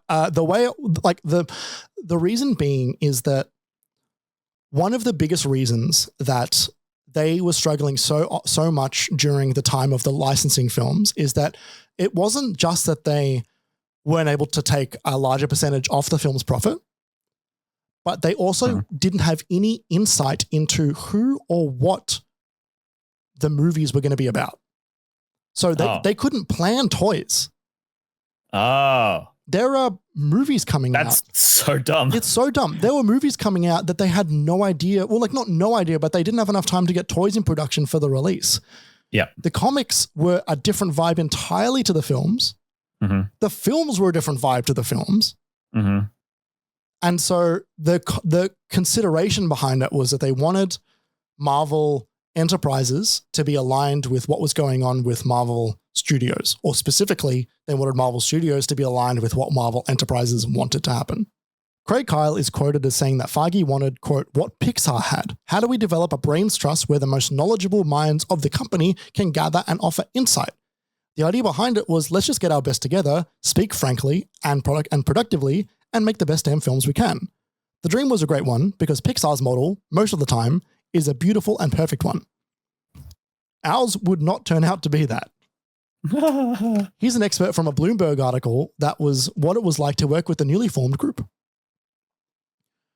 Quote, the committee's deliberations sometimes devolved into screaming matches as its members debated what was best for Marvel's characters. One of their arguments was about Captain America. As anyone who has spent much time reading Marvel comics knows, Captain America's origin takes place during World War II when an army doctor gives skinny recruit named Steve Rogers an injection that turns him into a super soldier.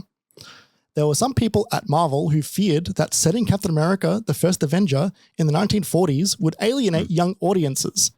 They wanted... To be fair to that quote, sorry to jump in, I found it really unappealing because I was like, oh, it's like a war movie. But they wanted half of the movie to take place in today's world. Oh. Feige argued that the first film should occur in the past so the audience could understand the psychic dislocation that Captain America experiences 7 years later.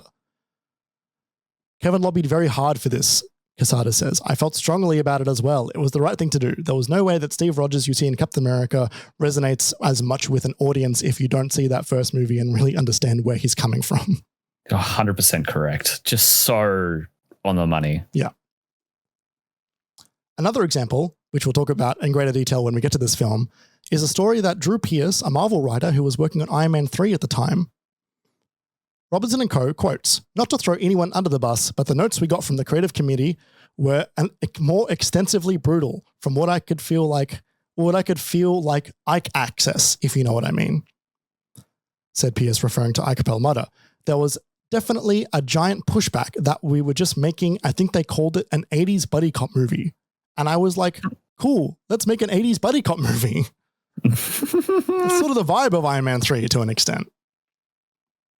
It's important to note that was coming from Perlmutter? Well, so the thing is, the creative committee started to become a voice for Perlmutter. Oh. Specifically from Alan Fine. Yeah, I was going to say, like, who's his proxy here? Yeah.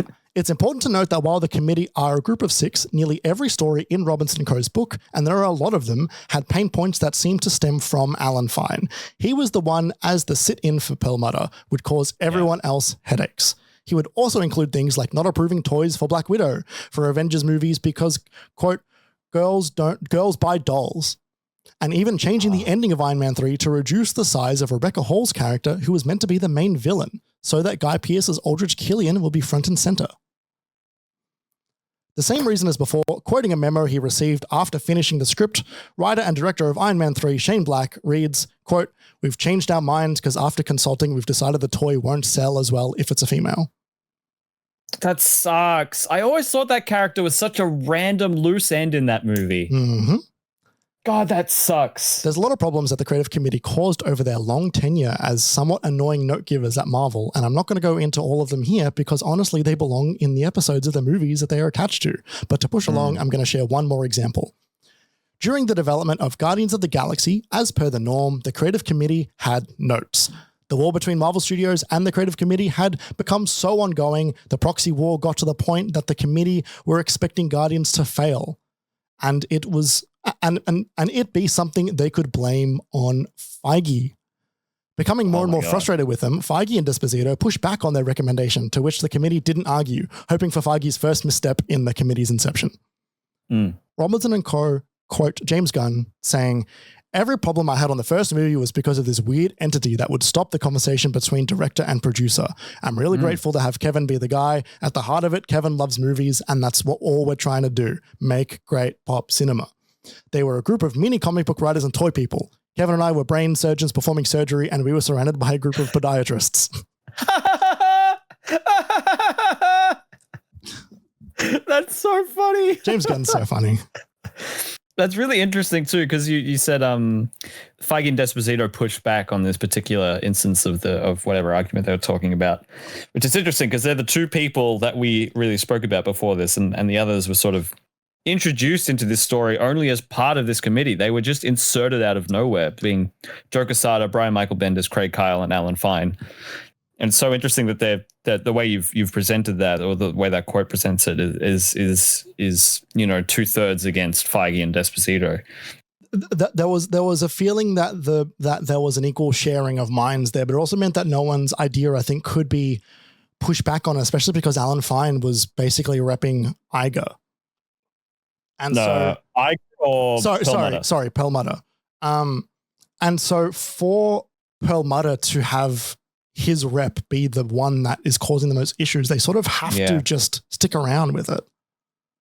What do we know why Perlmutter all of a sudden took a greater interest and started messing with things more directly? I think part of it was because he wanted it was twofold. It was money, because I think that while he is so incredibly wrong about a lot of his very, very, very outdated misogynist and also racist points of view, I think he believed to an extent that he was correct in his assumptions that girls buy dolls. And so he thought it as a waste. But that also bled into, we should never do this ever. Like, we shouldn't make movies based on women, right? Okay.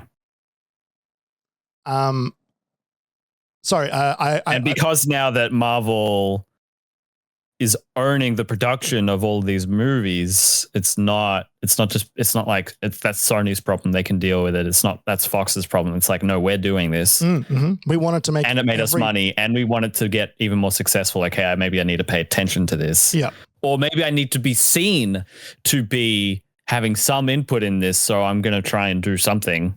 Yeah.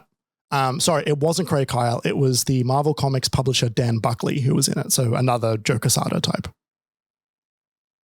Was it Craig Kyle? It was who? Sorry, Dan Buckley, who is one of the publishers at Marvel. This came to a head during the pre-production of Captain America: Civil War, in which the creative committee was pushing for a version of the story that didn't include Captain America fighting Iron Man.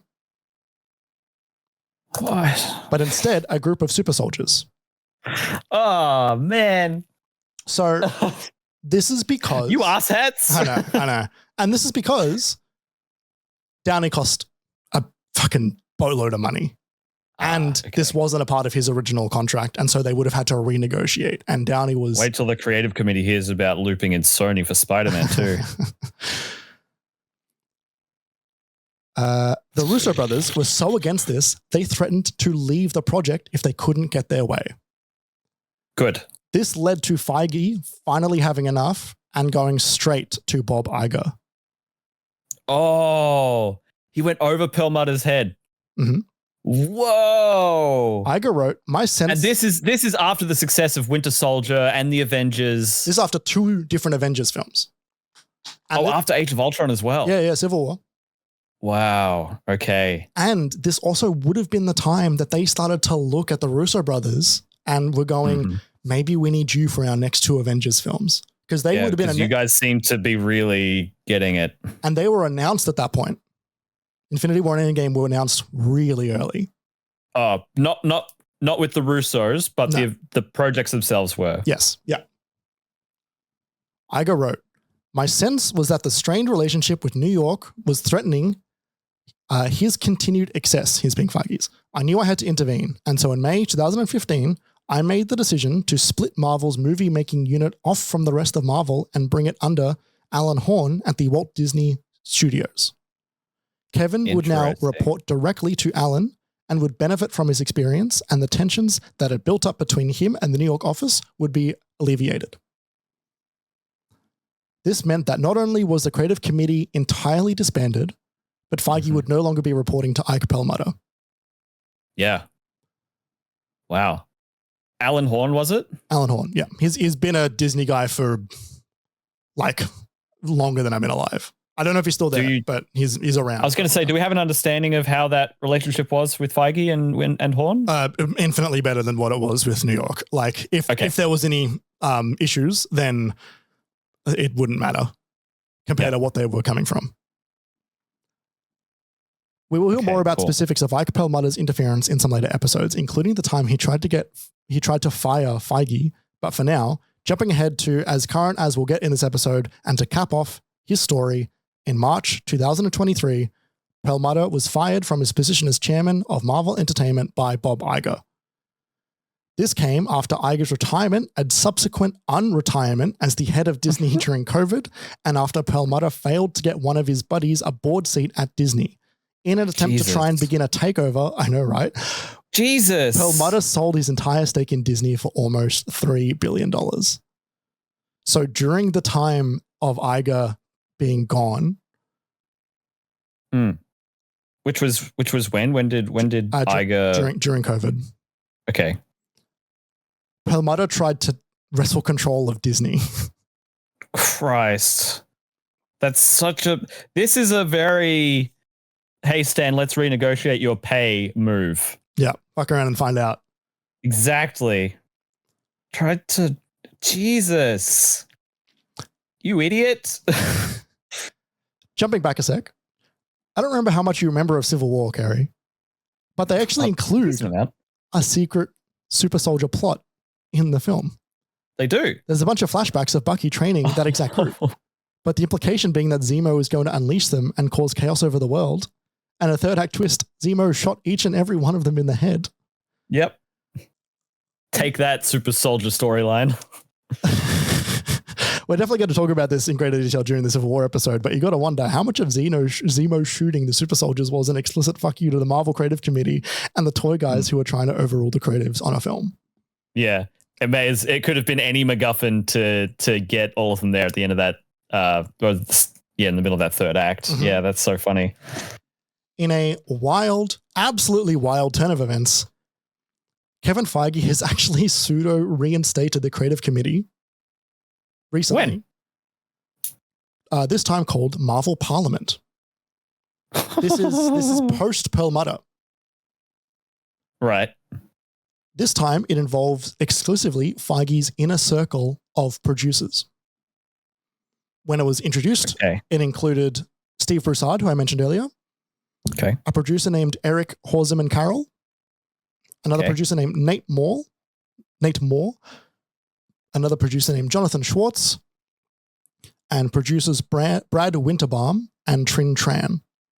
Since then, Eric Hauserman Carroll, in the credits of Deadpool and Wolverine, was not listed as a member of the Marvel Parliament. We don't actually know why, but there's unconfirmed, and I mean really, really unconfirmed reports that he was fired because of how slow the progress on Blade has been. Oh. But since then, Ryan Meinerding has since taken his spot, who is the head of visual design at Marvel, I believe is his title. He's, whenever you've seen a piece of Marvel concept art, it's usually been Ryan Meinerding. Okay. Interesting. And it's so funny talking about the creative committee coming through in 2009 and now thinking about Marvel Parliament being instituted in 2003, 2004, 2023, 2024, 2025. Yeah. And you know that we're dealing with a studio that is 4, 5, 6 times the size of whatever it was 15 years ago. And like doing TV now. Yeah. Yep. Yeah. And also having like 10 movies in like the top 20 highest grossing movies of all time or something like that's I'm making that up off the top of my head from what I remember, but it's a lot. Yeah, it is huge what they were able to accomplish. Nate Moore has also announced that he's leaving to do other things, but not before he finishes the third Black Panther film. I'm sure we're going to hear more about all of them in the coming episodes. Now, while it's a net positive that Ike Perlmutter is no longer with the company, and at the very least, Feige has an idea in his head of just make good movies, it's important to know that Bob Iger and Disney did indeed interfere with Marvel. Robinson & Co. write, Robinson & Co. quote Bob Iger having said that while he told Perlmutter that he could continue to run Marvel after Disney bought it, he did not promise that he would get to do so forever. Ha. Ha. I mean, that's the implicit sort of assumption I always have with any acquisitions. Like, oh yeah, no, they'll be independent. We just want to own them and let them do their own thing. It's always like there always comes a time where whoever now owns this company will want to assert their influence for one reason or another. It always comes around. It's like you don't have a corporate overlord that has no intention of like keeping their hands off the wheel forever.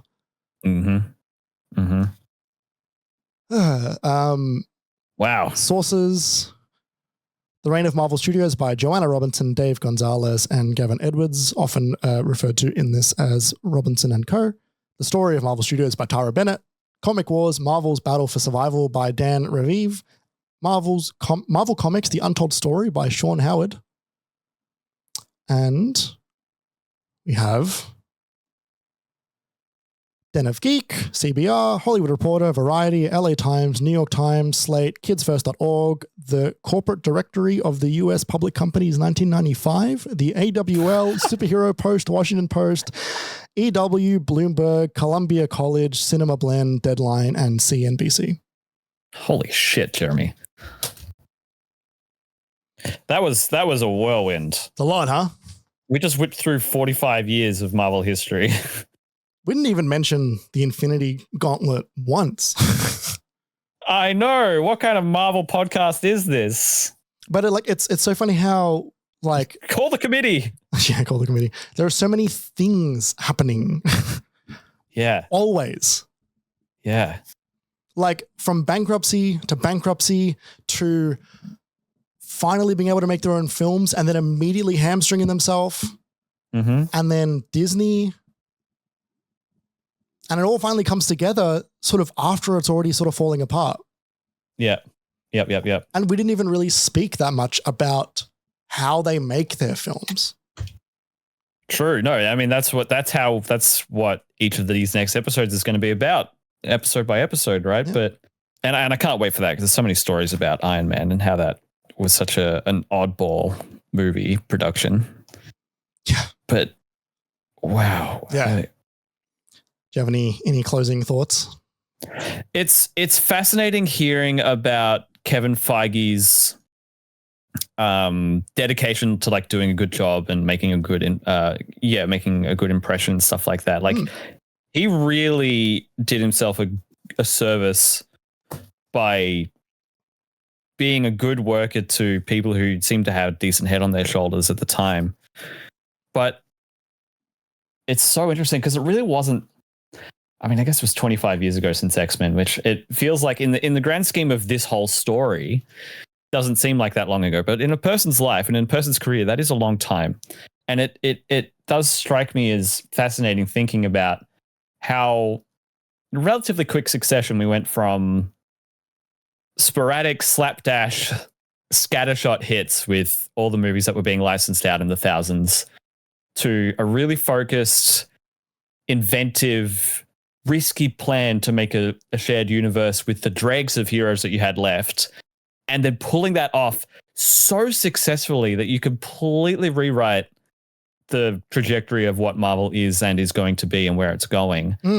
Make it valuable enough to be acquired by Disney, and then go on to create some of the highest grossing films of all time, massive milestone moments in culture and in our like history engaging with media, like you and I ourselves, like I'm thinking of the times we saw Infinity War and Endgame at IMAX and what it was like when we left those movies. Like those are important times for us and the things we enjoy.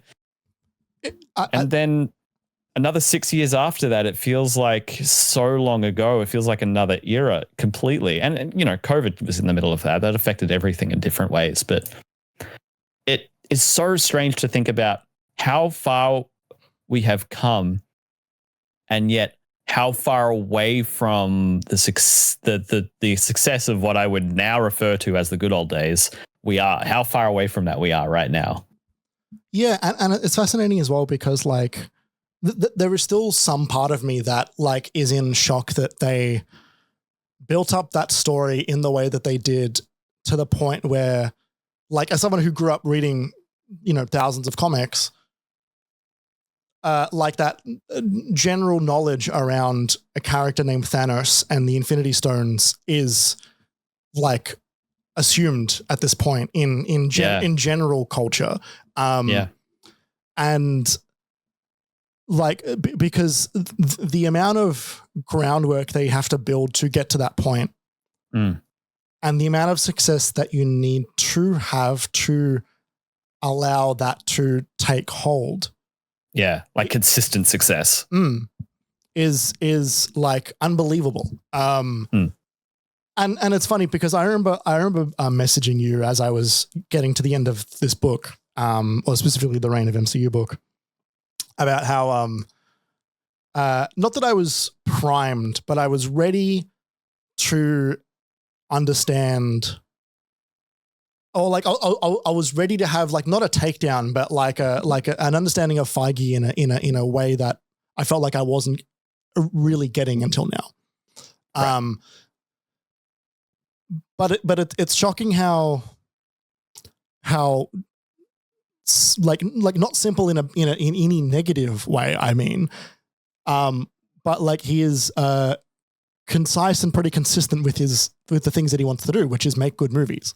You know, him growing up as a film fan, working for Shula Donna, working on the X-Men films, doing this sort of like the pseudo nerdy thing that people think that they would do if they get to a film, like, oh, I'm going to get to the fucking X-Men set and all I'm going to do is talk about comics to the people that are making the film. And then him doing that and it working for everybody is so surprising. Kind of. And there must be more to it than just like, oh, he was good at getting the lunch order and he caught all those details. Like he must also be pretty affable and charismatic in enough ways to, you know, to be enjoyable to be around. Like there's got to be enough of that sort of innate networking to make that work as well. But that's the end of the beginning, as you said. Brings us to the end of episode 0. The Kite Factory. The Kite Factory. Thank you very much. Do you have any thoughts, Jeremy? How does it feel to get this all out? We've started. We've embarked. We've begun. I'm thinking about recording Iron Man after this, and I'm thinking about the fact that I have to start it all over again with the Hulk. Like it's fine because I've got so many systems that I built. Like we haven't spoken about my fucking database, but like I've got so many systems that are set up that allow me to do this really quite efficiently. Like I was writing and rewriting a lot over the past few days because we're filming over the Easter weekend at the moment. And the amount that I wrote for Iron Man 1 is immense in the past 48 hours. Like it's more than what we just went through. And I spent months writing the beginning chunk of Iron Man 1 and this, and then I rewrote all of it basically in the last 48 hours. Like I started like a new document yesterday when I was going through my notes that I'd previously done, and I rewrote all of what I thought was the script was going to be because I needed to rework it. And so I don't think that the following films are going to be nearly quite as long as this because the fact that everything that allowed me to do that was my systems. Everything that also allowed me to do that was just an incredible amount of reporting that exists and also doesn't exist anymore. There were so many times that I was going on websites and linking from one website to another and they don't exist anymore. The website is offline. The articles are offline. Wayback Machine has a lot of it. They don't have all of it. There was a major website that went offline in between me starting in January and now. That happened like 4 or 5 weeks ago, which was really bad because they were one of the most important websites to news in film back then. For better or worse, and they went offline. They had since come back online, but I was terrified that they were going to be gone. And if nothing else, all they can do is give me the timeline of events. It's so difficult. And it's exactly part of what was inspiring you to create something like this, to go on this project. And I was seeing it happen in real time, and there are so many resources that are disappearing left and right. It's why I've been making offline copies of every single article I've sourced because I don't know if something that I want to reference in 2 years is going to be there. It's working as intended, but it's unfortunately working because of its design. Yeah, totally.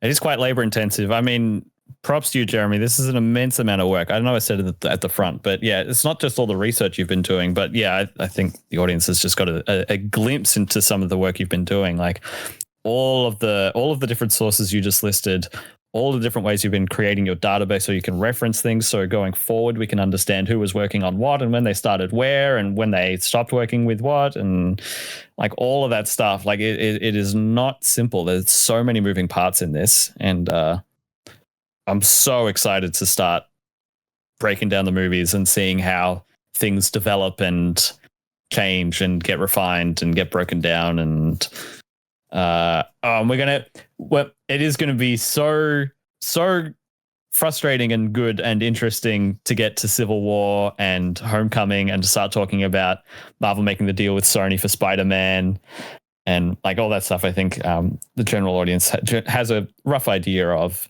Yeah. Like there's so much stuff in there, and I've started to get a lot of it because as I come across it, I just quickly make a copy of it and then throw it in the backlog for me to get to eventually, which is why they will like ideally come out faster. But also, Yeah, there's good stuff in there. There's good stuff that I'm finding from like the fucking like Captain America, Brave New World. I'm like, oh God, I don't know when the hell I'm going to get to this. Yeah, I mean, our target right now is, truthfully, it is Avengers 1. Like, we want to get through to at least Endgame and Far From Home, the end of the Infinity Saga. But this is a lot of work. So we're just gonna aim for Avengers right now. And if it goes well and it's consistent and sustainable, then we'll keep it going as we can. But we might get to a point where we need to give poor Jeremy a little break. They'll take their time as they take their time to get made. Yeah. I do really one more time just want to shout out how good the Reign of Marvel Studios book is. Like when I was going through, because they've got a lot of their index and appendices at the end.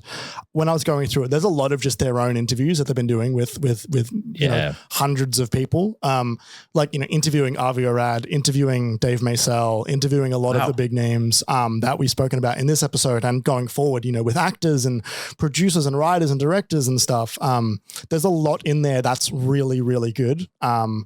And like without that book, there's a lot of information that just isn't there, and it's really good that they're able to do that. And so I highly recommend anyone that is interested in it picking it up, because it's a really great read. And they put out a second edition of it at some point, which includes some more stuff after their original publication, because they went a little bit further ahead after they originally published their first edition. That's cool. That's awesome. Yeah. Wow, right. Jeremy, thank you for bringing us along. Of course. And thank you all for listening. If you enjoyed that, I don't know, tell someone about it. Get them to listen to it. See if you like it, let us know. Leave us a review. Follow us. Especially as this is our first one as well. If you got any feedback, you know. Yeah, absolutely. Yeah.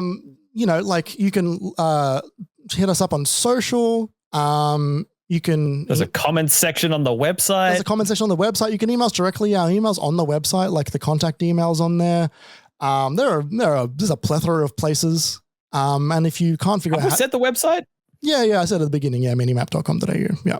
All right. If you can't figure out a way to get in contact with us, then let us know and we'll figure out a way to let you get in contact with us. But in the meantime, thank you, Kerry, for joining me. Thank you again, Ruby Innes, for the wonderful artwork.